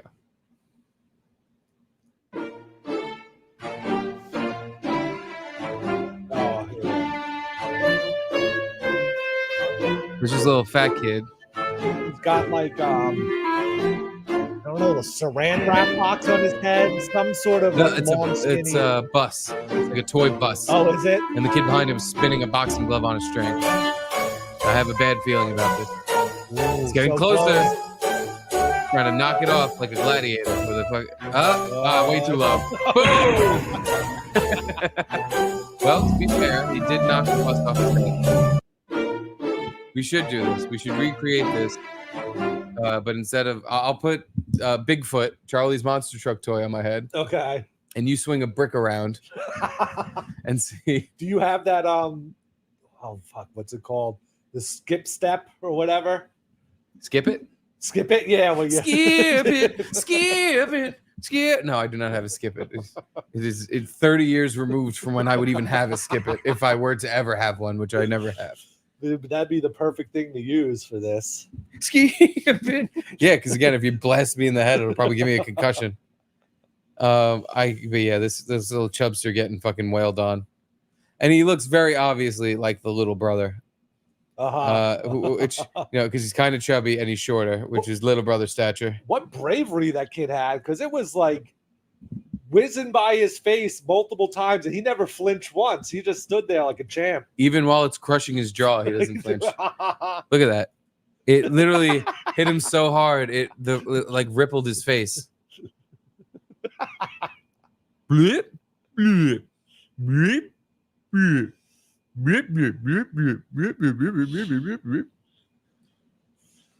You think his brother meant to do that?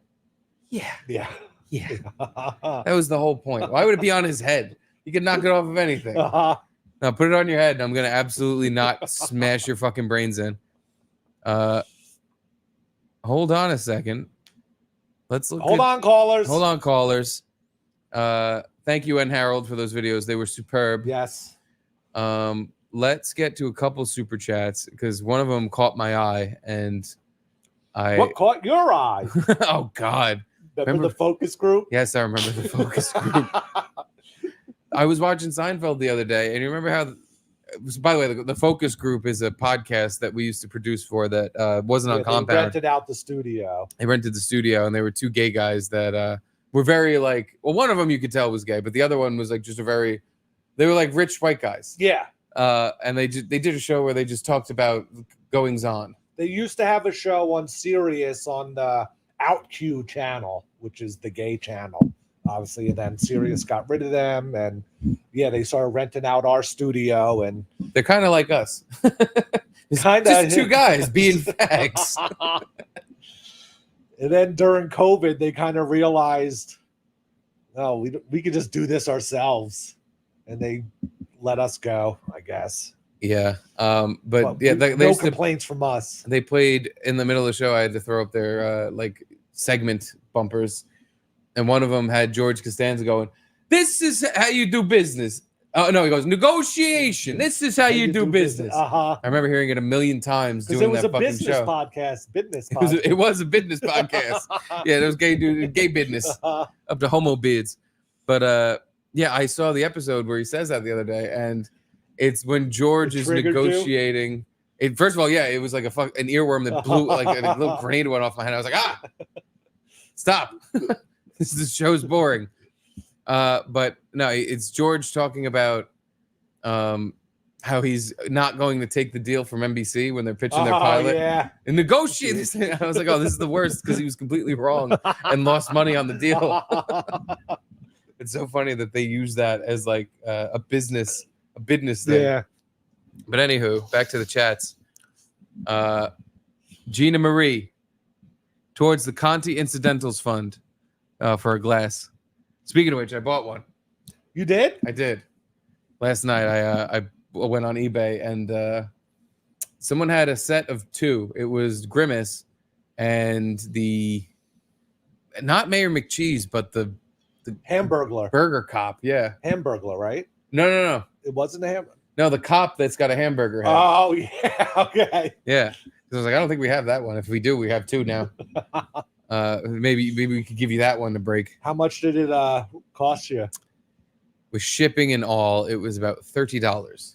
All right. Not too bad. I figured I was going to get cracked for way worse, since it was like a novelty glass from fucking, by the way, that was from the 70s. Really? That's how old? Yeah, like 77, I So think. like that's her dad's glass. Yeah. Yeah. Well, no, I think she might have just bought it online or something. I have no idea where she got it. Huh. I know where it went. So we still have a chance to replace it without her ever knowing? Not anymore. She just sent me a comment because she's watching the stream. So even if she didn't catch on last night, from the commotion, the glass smashing, and then me going, oh, geez, because she knew she gave you the Grimace glass. So there's no way if she heard any of the noise. It's just theater of the mind, Caitlin. We didn't really break the glass. We just needed some subject to talk about on the show. We're pranking the audience. Yeah, she sent me a comment. It's like, I guess this is when we were talking about the guy who jumped off the plane. It's like how Anthony jumped from being your boss. He just ran out the back and jumped. He really did. So we were Gavin was the pilot. He was just like, all right, see you later, guys. And we were sitting there like, well, was that an accident that he had Gavin fire us while he was on Zoom, or did he purposely do that? Because he didn't even know the meeting was happening. Oh, Edie's dreaming. Oh, she stopped. She was just making funny faces. Hold on. Dream dog. Dream dog. Dream dog. Dream dog. Dreaming, do your dreams come true? I think she's twitching. Do-do-do-do-do. She got the dream twitch going. Yeah, chase that rabbit. Chase it. Get it. I wish you could see her mouth on the camera. She's got the derp tongue, like she's got her tongue like on her teeth, just hanging out. Aw, what do you think she's dreaming of? Chasing a rabbit. I always get so sad when she's dreaming and she's like, "Arr, arr," like crying in her sleep. And it's okay. It's okay. Yeah, I don't even make it better. Like, I feel like it scares her when I wake her up to be like, it's fine. She'll be like, what? All right, dream dog, dream away. Back to the chats. This is the one that caught my eye from the same guy. What caught your eye? Oh God, don't start over again. Kumia farted. Do you two still get alerts for that? For what? Kumia farted. I don't know what that means. I'm hoping Kumia actually farted and he's like stealing our bit. Well, our bit. Farting into a microphone. He's like the one guy I know that doesn't find farts funny. Really? Like, how do you not find... I've never heard him now that I think about it, really talk about farts, or he's definitely never farted into a microphone. Definitely never. Yeah, I don't know why. That's a weird. Yeah. He doesn't like things that come out of the body. Like he hates snot. Because I can remember Jim Norden. Oh, that's true. Jim would fart, and Anthony would laugh at that. You're right. But he would get disgusted because his farts would always stink. Yeah. So like I don't know if he actually enjoyed it or if he was just laughing he'd be like, uncomfortably. "Oh, come on, Jimmy," and he'd cover his nose. Yeah, 100%. But he'd never return fire. Never. I can never think of a time. Opie either. Opie never farted. He burped into the mic all the time. Opie was way too busy picking his boogs. He didn't have time to fart. But yeah, do you remember?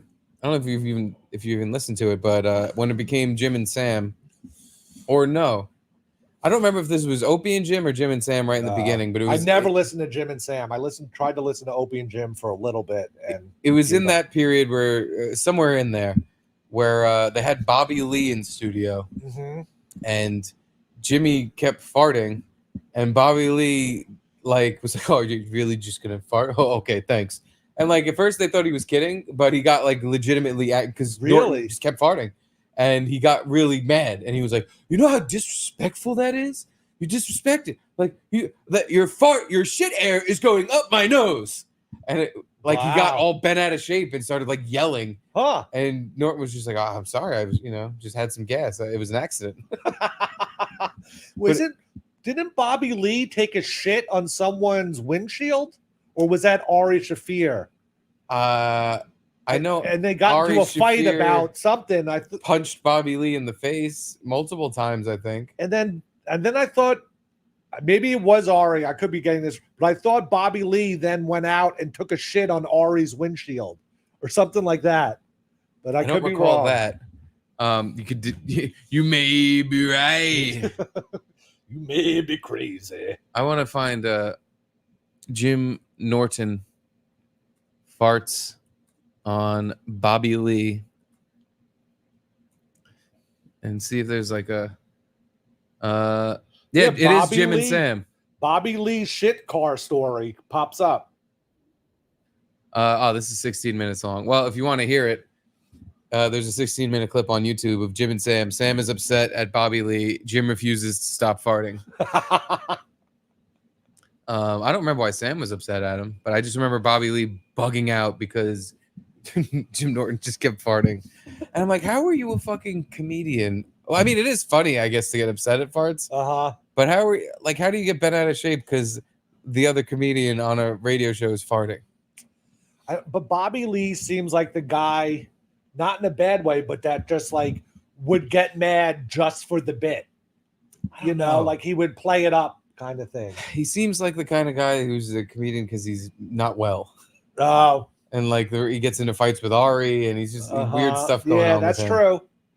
Uh-oh, hot dog. You ever watch Mad TV with Bobby Lee? That was his character. Yeah, never a Mad TV fan. He would say, uh-oh, hot dog. Uh-oh, hot dog. Here we go. Oh, yeah, by the way, Kumia farted. Do you guys still get alerts for that? Yes, we do. Ludźbitka Podpiewicz. Luby. Just saying hi. What's up, Luby? And immediately followed by Jaquan G. Luby's super chat is too loud. Doogie 7626. That guy's landing out of the back of plane still smoother than you're firing.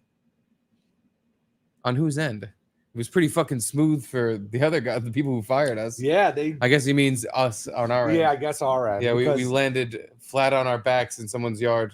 They quickly fired us and moved on. Yeah, it was pretty smooth for them. Mm-hmm. It was fun that they didn't pay us for the last week, though. That was a fun part. That seemed like a Jewy Gavin move. Too. Yeah. Like, hey, you guys have 2 weeks, but we're only paying you for 1 week of that 2 weeks. Like in that video where he's like, "Oh, go." I texted my wife. My wife was like, "How did that go after the firing?" And I was like, "Not great." I don't believe you. I bet you said it went great. Those fucking faggots are dead to me, deader than they've ever been to me. But yeah, I don't think getting fired unexpectedly, even if it is partially expected, I don't think it ever goes well. No. It's not a good thing. But thank you, Doogie. That was a fun reminder. Go fuck your mother. Push-ups 23:45. Rub the dog's belly. She's sleeping now. I would, but once I rub the belly, she has to roll over and expose her whole belly and really get going.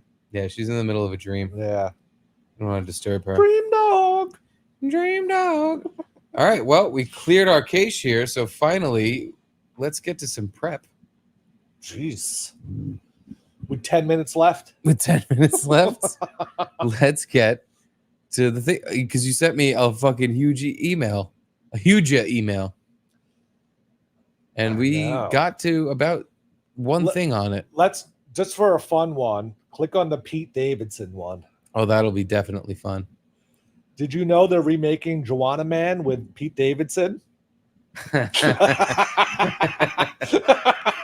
No, please tell me more. Yeah, apparently they, everything. There's no new ideas anymore, so they're going to create Joanna Man now, but with Pete Davidson. Well, he's nailing it. He's going to be on the LA Sparks, and yeah, it's going to be a good movie. That's a Kardashian right next to him. Is Making it? a cameo. Yeah, the middle girl is, I think that's Kim Kardashian. Really? I think so. I didn't recognize her at all. God. She got the platinum blonde. Yeah, well, it makes sense because, Pete was dicking that down for a while. I guess that maybe they're hanging out again. He fucked Kim? Yeah. No. You don't remember Kanye and Pete Davidson had a beef? Yeah. Oh my God, I forgot about that. Yeah, Ye was like it's threatening him. Yeah, and yeah. He was calling him Skeet. And he was saying, if you ever And come then around Pete, here. made a video of him in bed with her or something. Yeah, and I think at that point, that's when Kanye was like, you're dead. But he never killed him. Wow. Which was surprising, but yeah. And now he's got a new movie coming out. Good. Well, it's good that he has a new movie. It'll distract him from all the poor, sad life he has because he went to rehab again recently. Oh, God. For weed. Or not even for weed. He goes to rehab and he says it's like to... Just take a break? Yeah. And so he goes to drug rehab. Huh. Did you ever watch his show? No. Oh, I did. And it was pretty good. I love the Shane people Gillis that are... was in it toward the end. He was really funny in it. I love the Joe Pesci and Edie, but I'm just like, I don't...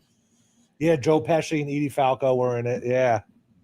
And it was like an extension of that movie he did, King of Staten Island.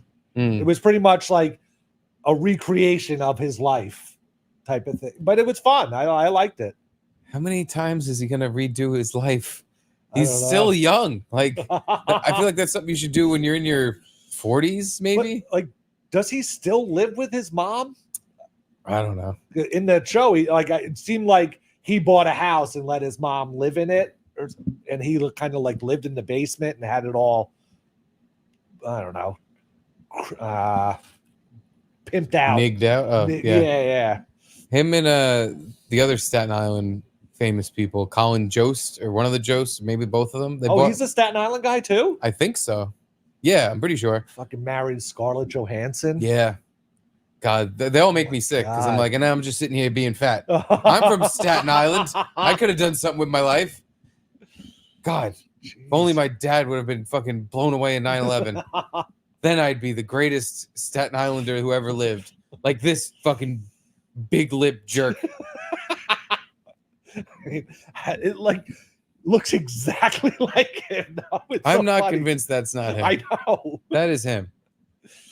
On the subway, I saw all these stats about the WNBA this year and how ticket sales are up 65% and they sold out a bunch of the first games of the season and all this stuff, and all because of popular rookies like Caitlin Clark and Angela Reese. Angel Reese. Get the name right. These are our new LeBrons and Michael Jordans. Yeah. Get used to it. I guess so. Best women in world basketball history. Yeah.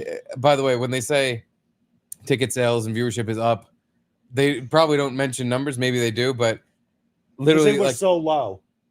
5 more people started showing up per game. And they're like, oh my God, people. No, but the Caitlin Clark thing, like if she comes to play a city, they move the venue like out of the shitty stadium they used to play in and go to like the big NBA stadiums and to sell it out. She's definitely changed the game for WNBA. I don't really know how. Me either. Like I remember there was like a little saga when she was in college where her and Angel Reese had a back and forth, and it was like, oh, people give Angel shit because she's black, and people love Caitlin Clark because she's white, and everyone was kind of like, yeah, pretty much, yeah. But she's like a Steph Curry kind of, like can shoot it up from way behind the 3-point line and kill it, and she's clutch. Did you see clutch my ass? Did you see Steph Curry at the end of the Olympic finals? Yeah, I actually did that. I think that was the only basketball game I watched. Like it was down to, they were up by like 8 or 10 points under like 3 minutes, and then France came back and made it within 2 or something, and then Steph Curry just went on fire and hit like 3 or 4 threes back to back. They called it the golden dagger when he hit that last one.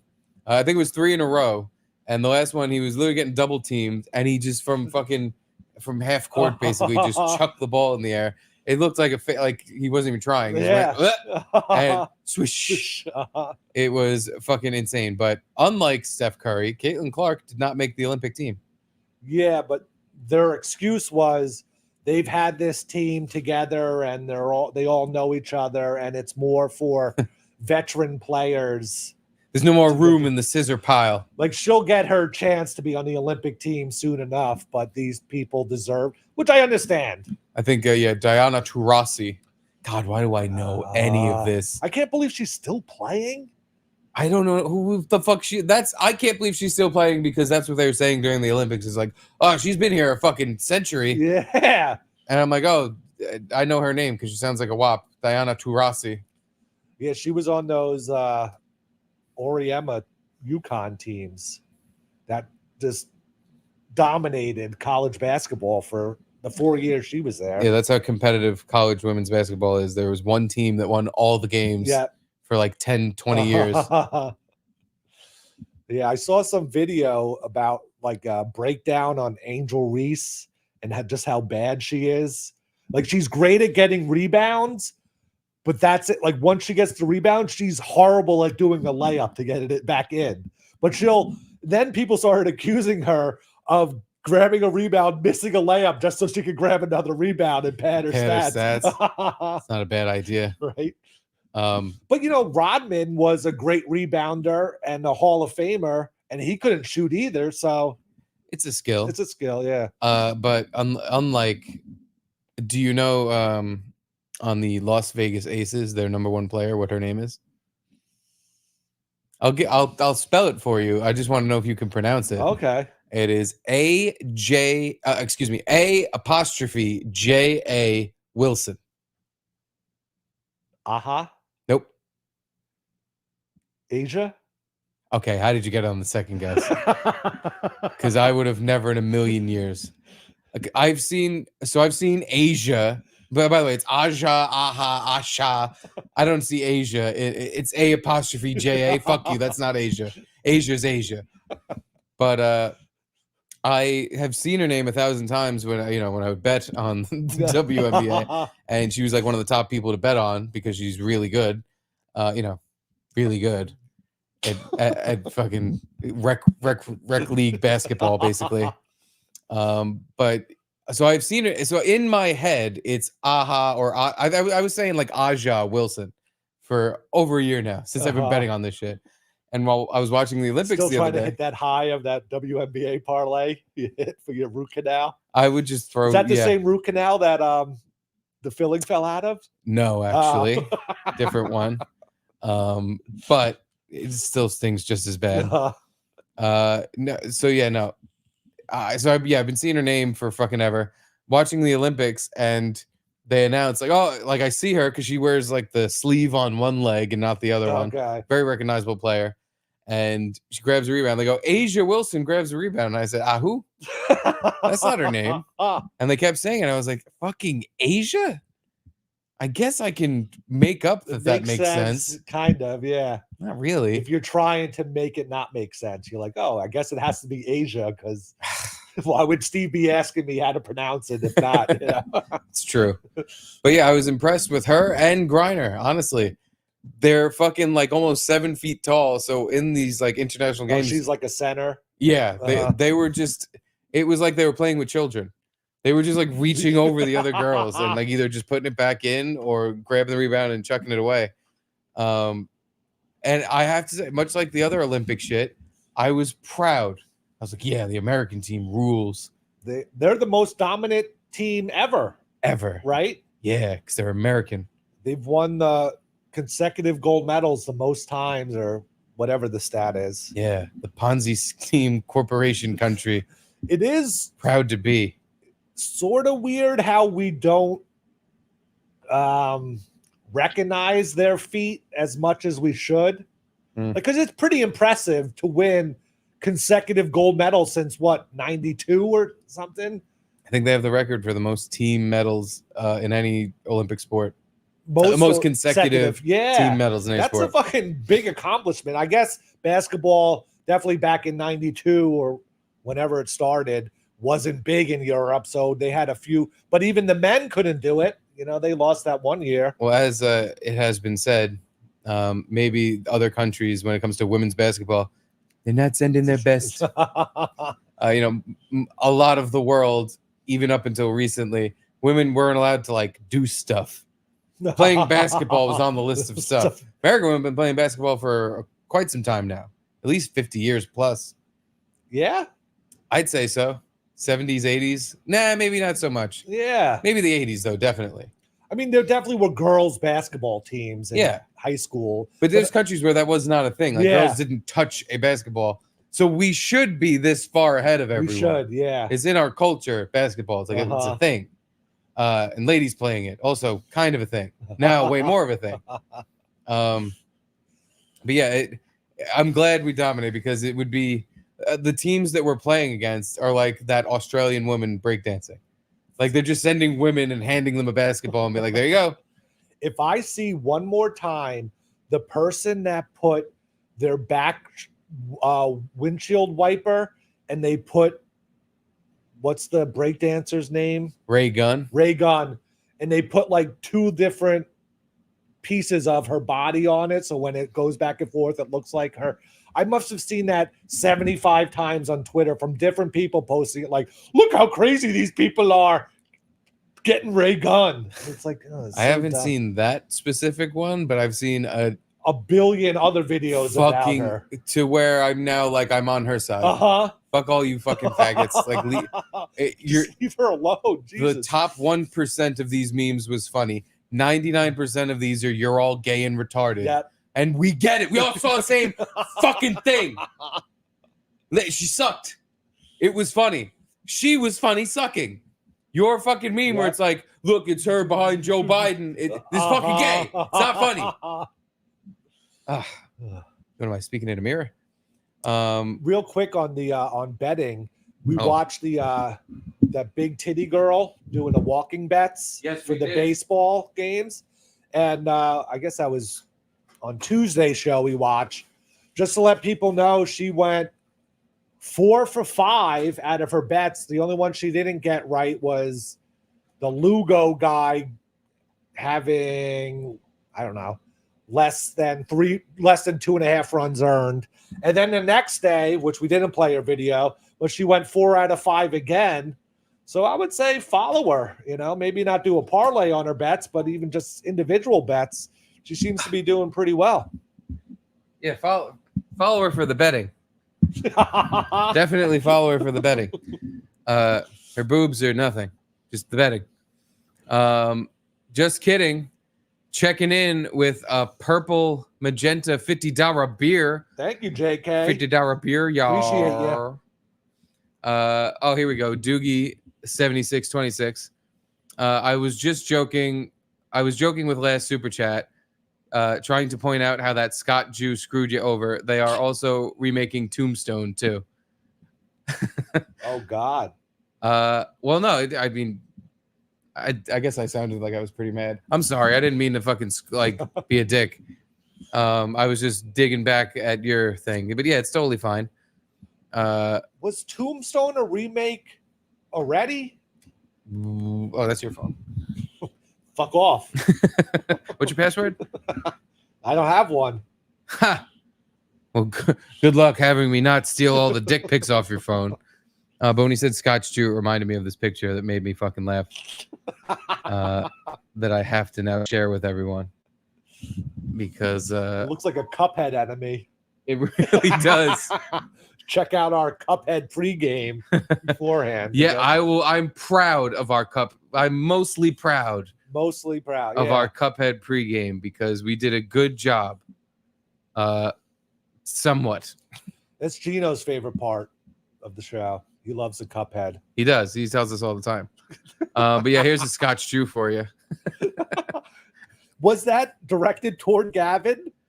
I don't know. I just saw their profile picture and like their Twitter account was like Goyam McGinnis or something. Oh, so it was. Yeah. Well, okay. Oh no, that's 100%. That's Gavin. Okay. That's a Gavin Scotch Jew picture. I don't know if it was supposed to be an insult or if it was just funny though. Like, because I think it's just funny. If they made that for one of us, I would just laugh. And he admits he is, so self-admitted cheapskate. Yeah. Complete fucking Jew cheapskate. If it doesn't make dollars, it doesn't make sense. That is fucking. If I hear that again, I'm gonna go fucking nuts.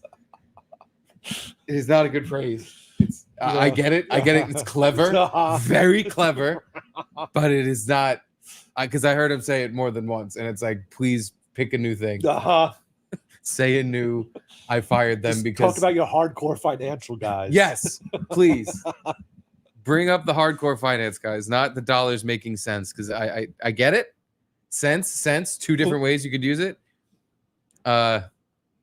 Grinds my gears though. Goyam McGinnis. Back to the super chats. Pulper80. How do you guys feel about a breakfast burrito made of 3 eggs, 2 slices of Colby Jack cheese, and a Mission tortilla, dipped in mezzetta habanero sauce on the side? Thoughts? Also, E-Rock Snackmaster should chime in too. I think it sounds good, but you need some sort of like a cut thing in there, like salsa or pico de gallo, or some sort of. Well, but he's got the habanero sauce on the side. That's when you want your cut. That's true. You want salsa and hot. Well, I guess you could. Wouldn't be the end of the world. Yeah, I need some sort of vegetable in there. Well, let's see. Like a tomato, onion, eggs, kinda... cheese. Yeah, I mean, if you're making it yourself at home, though, I would eat that 10 times out of 10. I would eat that 10. Yeah, exactly. Even though, again, I'm not a breakfast burrito guy, so this would never occur in my life. This just wouldn't happen. But if I were to, that'd be good. But I agree. It needs some peppers, needs some onions. You need more peppers and onions. Like you need something avocado, cold in there. Avocado would be good. That'd be a good little cold slice. A nice slice. But yeah, I'm a big fan of breakfast burritos, even though I never have them. But when I do, I love them. I'm a tepid fan of breakfast burritos, and I never have them. I don't care for them.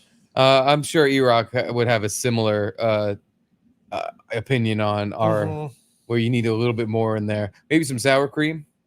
I think sour cream would do good. But E-Rock's weird. He'll throw you off sometimes and be like, "Oh, I never eat that." Yeah. And you're like, "What?" He's like, "No, I don't eat tortillas or whatever it is." And, like, you get the urge to be like, "Yeah, right." Sure you don't. Speaking of which, I have food to order for next week for our consumer reports. Ooh. For our YouTube food reviews. We have to get the Oreo Coke. Yeah. Or rather the Coke Oreos. And Nick Giordano, who created the stand for our board and is a board member himself, he said we need to try these like double chunk chocolate cookies. Double chunk chocolate chewy chunk chocolate cookies. Hey, by the way, we didn't inflict that on you guys. Nope, I had a video in the prep. today. But if you're a subscriber for the bonus content, we inflicted it on you multiple times. So thank you for paying us extra. You are punished for doing that. But yeah, they're like Chips Ahoy, chewy, but they have fudge in the middle. And he prefaced it with, and I'm glad he said this because I would have been like, we're not doing that. He said, I normally don't like the chewy Chips Ahoy, which me too. They taste like rubber shit. They're hard. They used to be awesome. And then they changed the recipe or whatever. And all of a sudden it's just like some airy, light thing. It's not even chewy. It's just soft. And it doesn't taste right. It's like a rubber cookie. It's wrong. God made it wrong. And he should take it back from whence it came. But yeah, he said they don't taste like that. They're better, and they have gooey chocolate in the middle. So that might be part of the food reviews on next week's shows. Super chat. chat. We need to have E-Rock back too. We do. We need to have a food extravaganza. I want to do a food quiz with him. Who wants to weigh 1 million pounds instead of who wants to be a millionaire? And we instead of one guy answering questions, it would be all of us. Although if I make the questions, I guess I can't answer them. Questions about snacks? Yeah. Like when was the Cheez-It invented? Oh, okay. Yeah. Like how much do you actually know about these things you consume? All right. I like that idea. Yeah. But, in due time. Doogie said, nice. That was nice. It was nice. Yeah. That was a pleasant fart. But I mean, the Hall of Fame fart was done on this couch, so I have a lot to live up to. You have there's a high bar that you've set for yourself. Oh God, yeah, we got to get the fudge out of here. I got to go pick up my wife. Yeah. Doogie 7626. Outside of 1972, 1988, and 2004, U.S. always wins basketball gold, going all the way back to 1932. Yeah, I buy that. Wow. I think yeah, he's right. That like 3 years out of all of the years of the Olympics, the American men's basketball team has won. Before the pros could play. But basketball was so not popular in other American sport. Yeah, we're lucky they even let it in, and it's not like football or baseball where they just don't even get to play it. How much control of the Olympic sports do we have? Where we're like, nope, basketball's a sport now, but no other countries play it. Oh well, fuck it. Oh, now breakdancing's a sport. I mean, you got to kowtow to the American board a little bit because there's so much of the money. There's so much of the fucking people watching. Point. It's like it was weird not having Russia not be allowed to be in certain things because they were always a rival. Gymnastics and the swimming thing. Apparently, the artistic swimming thing, China won, but Russia was like it's their thing. Like they always win. And this year, China won. And it's because they weren't allowed. They weren't allowed to fight that other fucking shit behemoth. So it's weird when a superpower isn't competing in the Olympics. It almost like takes away from it. Yeah. I mean, not almost. It definitely takes away from it. But yeah, because they would be like in competition with total medals with us. Yeah. They used to be. Yeah. Russia, China, and America. Oh, Edie Cam, hold on. She's licking her sleep. Lick sleep. She's having a dream.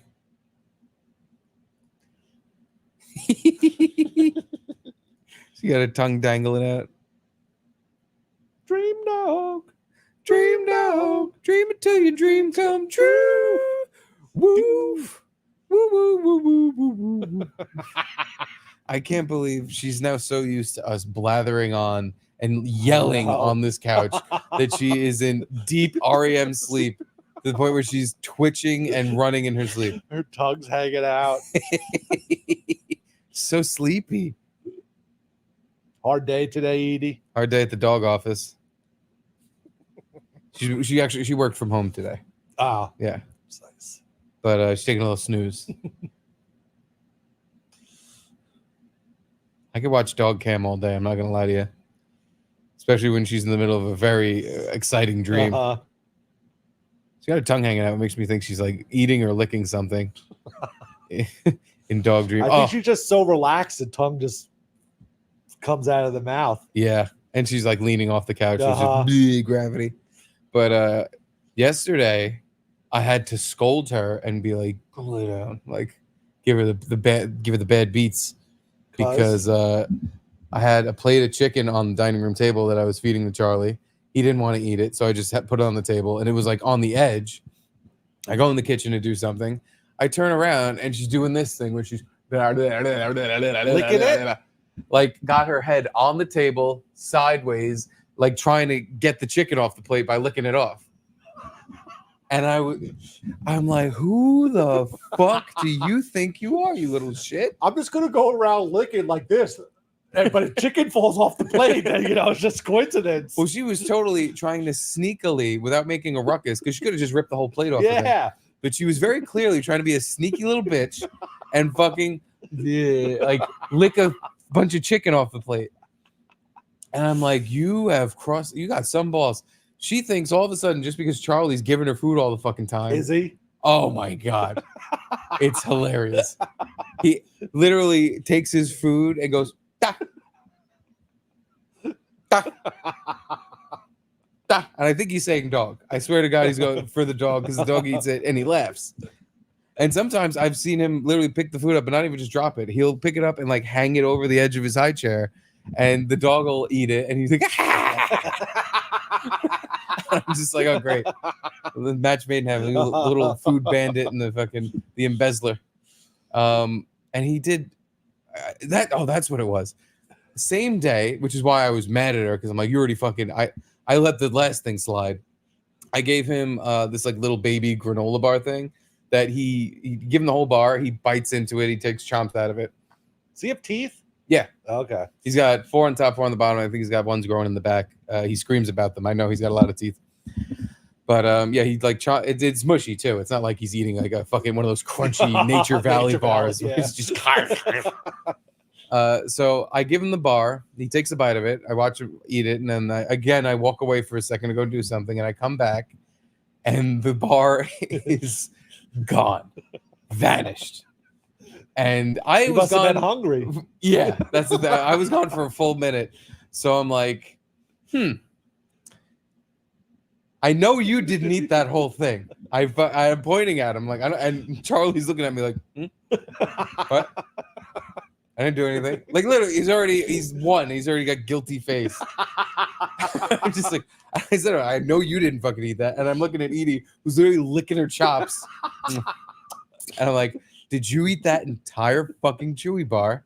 And she just, and I just laughed. And I'm like, you fucking, whatever. I guess you didn't want it. It was good. They're building camaraderie, because Edie has a little grudge against Charlie because he takes all the attention away from her. But now they're becoming friends again. I think the food transfer is the only reason Edie has not bitten Charlie on the face. Because not only does Charlie get more of the parental attention, when Charlie, now that he can like kind of walk around with his little cart and walk on, like he'll hang on to the couch and walk around, he goes straight up to the dog.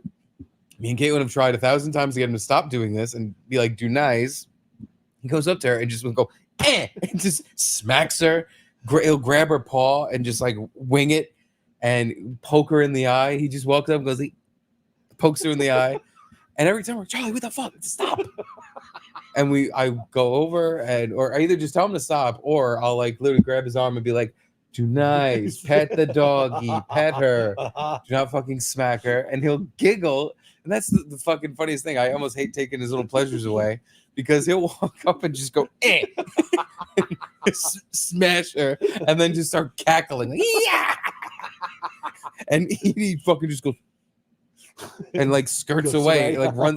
Now it's gotten to the point where as soon as he walks over to the part of the couch she's on, she just gets up like, all right, I'm out. I'm not getting hit. I'm moving over. And we pet Edie. We're like, it's okay. He's just a baby. But he also, with his little cart thing, he'll be walking around the house with it, and he'll chase the dog. And when he catches the dog, just go and bash her with the cart. And I'm like, Charlie, what the fuck? Not only the dog, the other day at his party, we had another 1-year-old over she's a little older than one, so she could walk around without a thing. She falls on the floor, like literally falls on her back, and Charlie runs over with his cart and runs her over.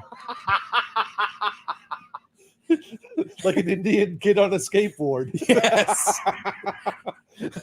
He literally, like, his eyes lit up, like he saw his opportunity, like, oh, she's on the floor, and just goes to this other 1-year-old and just runs her and just bashes her with the cart in the fucking in the Did head. she cry? I think she was already like, fake crying from falling. So it definitely didn't help. But again, I'm just like, Charlie, what are you doing?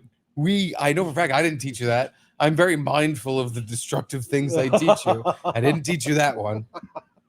But it doesn't matter. He's got my genes. He wants to break stuff. He's a gorilla. He's a fucking gorilla boy. He's gonna punch the oven. He's gonna fucking everything that doesn't work immediately gets smashed. I signed myself up for a life of getting what I deserve, of getting back what I put out. But anyway, speaking of getting back, I need to go. We gotta fucking skedaddle out of here. Yeah. We got a couple more super chats, and then we gotta go. It's time for choo choo choo. All right, hobos, it's time for everybody to hop on the boxcar and get the fuck out of here. Just kidding. $20 beer yar at the say at the buzzer, Steve. At the buzzer. Yeah, well, you got it in at the buzzer, so perfect. Pulper 80 at the buzzer. Right in at the buzzer. Gecko Dundee 10-pound super sticker. Woo. Thank you, Gecko, and thank you for the video, Gecko Dundee. I very much enjoyed it. Just kidding. Another $2 beer at the buzzer. And we got here Pulper 80. Is Flat Cat lurking again till the last minute? I don't know. Let's check the chat. Let's see. Do I see Flat Cat? She could be there. I don't see her. Oh, real quick. I just want to read this. Charlie Chicago. Number 2 on the board. Number 2 in our hearts. My niece did the same thing when she was a kid to our dog. I haven't talked to that part of the family in 11 years. She eventually broke her own dog's back leg. Jesus. She has since been diagnosed with autism. Oh, boy. Well, I wish I didn't read that part. Thanks a lot, Charlie. No, but like, isn't there like a certain age that they would know by now? Yeah, he makes eye contact. He responds to us when we talk. Like, if he has it, he's probably got whatever fucking tism I got, where he's on the spectrum. Kind of thing. Yeah, like where I don't think I'm autistic, like to a point where, but I enjoy weird cartoons and stuff, and sometimes I catch myself watching something. I'm like, I gotta be fucked in the head. Like there's something wrong with me, or like something I'm laughing at. I'm just like, why is that even funny? I'm like fucked. So yeah, by now they would know like this kid like won't look at anyone. Yeah. But yeah, and you've seen him. He's a fucking baby. He babbles. He hit all the milestones he was supposed to hit to not have mush brain. I promise, because this was something at first I was worried about, because like a month in, he wasn't, babbling or talking. And I'm like, oh, fuck. That's it. We're fucked. We're fucked. We have a mush brain kid. For 20 years, we're fucked. He's got mush brain. But then he immediately, caught up, and he's been acting like a normal baby. So far, so good. Yeah, and he's definitely over the crying phase that you were talking about when he first was born. Like, oh, yeah. Like I'm here, and he sometimes he cries, but for 3 minutes, and then he falls asleep or whatever. Yeah. No, yeah, when he was first, but that's just all babies do that. That's not even like you got a mush brain kid. That's just. Oh no, yeah, but I just, oh no, well, if the baby didn't cry at all, that would be. Oh, that would be weird. Something that I think is like a sign of autism. If they just don't cry at all, then it's like, oh fuck, you have to buy a lot of fucking Legos. At the buzzer. Anywho, there's a few more buzzer beaters. Rick Hypnotic, lost job too. Here's the last $2. Okay, got case of Chef Boyardee. Nice. That'll last you a while. I'm sorry you lost your job, Rick. Yeah. Did a Scotch Jew come in and rub his hands like this while telling you you're all economic redundancies?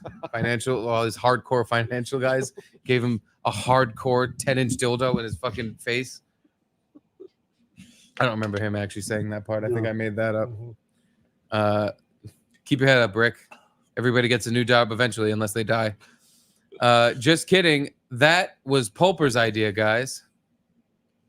At the buzzer? Well, I don't know. E.B. Kiteberger, the buzzer is always moving. I win. And he said, the ass. Oh, thank you, E.B., for winning. Jaquan G, do not say, quote, I can't say it. You can't say it either. We can't say it. No, we're not going to say it. And, here's, I guess, a reminder from the wife that I am going to be now late to pick her up. Caitlin Conti, dogs up, rub her belly. Oh, yeah. I got the leg going. Whoops. Oh, yeah. Whoops. Get it. Edie, get it. Get it. Oh, so itchy. So itchy.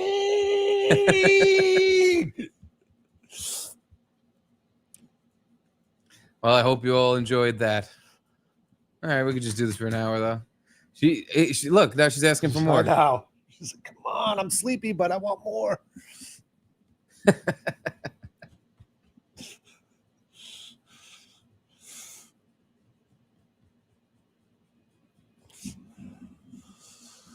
And that concludes. Oh, almost does. Caitlin is back again. Also, can't believe Steve broke my grimace glass and blamed Garrett because I was already mad at him. Thank you for finally realizing it. That is not what happened. Okay, sure. Edie's so sleepy. No, I was already in the doghouse where Edie should be living, unless she wants to start paying rent here. Oh, she's gone. Oh, big stretch and a face scratch. Oh, should have the dog cam ready. I did not break the glass. Ow, she's like, oh my God, stop, Edie, stop. Hold on, let me turn the camera. She already stopped doing it. She was hard scratching her teeth. She gets itchy. I know, but that's gotta hurt. Jesus. No. You should see what Charlie does to this fucking dog. Yeah. That's nothing. Dogs can take anything, yeah. Yeah, she gets blasted by a little fucking baby cart on a regular basis. You think a little scratch in her face that probably felt awesome would do anything? No, totally not. But no, I did not break the grimace glass. I replaced the grimace glass because I felt so terrible. Because you broke it. Why would I be touching it? Why would I be touching your glass? Because you were like, I'm in the fucking doghouse. I'm gonna fucking break her glass to get out of it. Garrett, shut up. How would it get me out of it? I was just mad, and like the stove, I punched it. You were like, I'm taking this family relic of hers and smashing it on the counter. Yes. Her family heirloom, passed down from generations of Caitlin's. That I was like, hey, Garrett, she was being a real bitch to me earlier tonight. Check this out. Whomp. Hope you liked having an antique glass. Kiss my antique ass. It's not what happened. Garrett saw I was having a tough night, and he was like, hey, Steve, could be worse.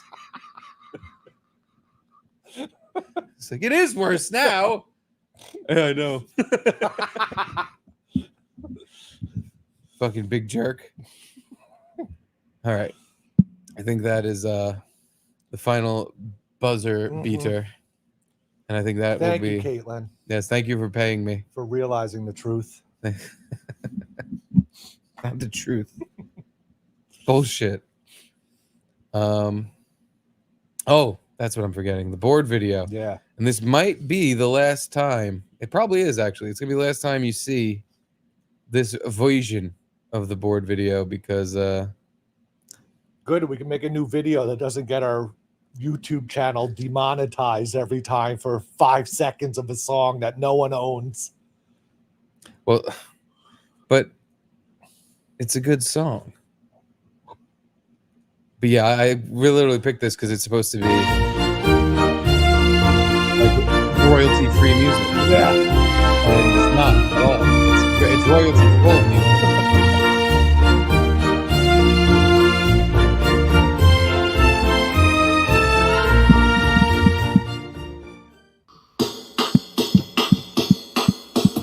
Garrett and Steve. Can't wait for the new song. Garrett and Steve. Part of the video. You pay some cash, subscribe, and gave that like a smash. You grease the guys. Here's your stupid fucking prize. It's like a mugshot, but you're not black. It's the Garrett and Steve show black. Hey! Hey! You! Yeah, you! Here is to you! Making the Garrett and Steve show! Garrett and Steve! Garrett and Steve! Oh!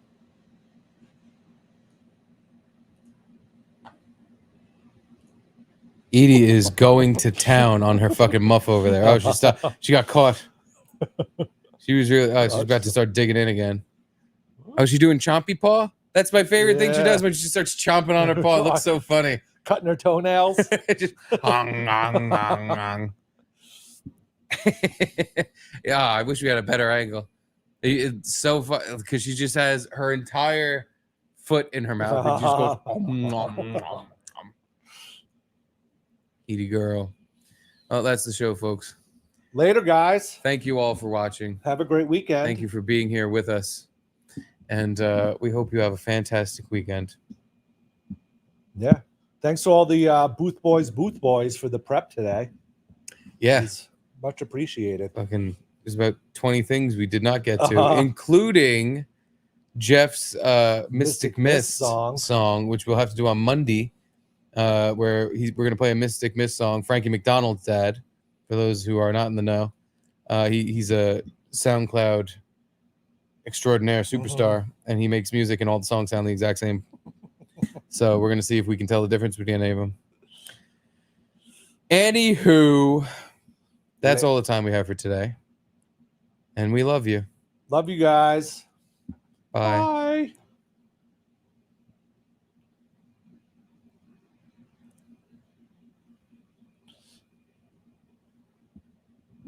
You got to click it. You got to click it. Yeah. Click it.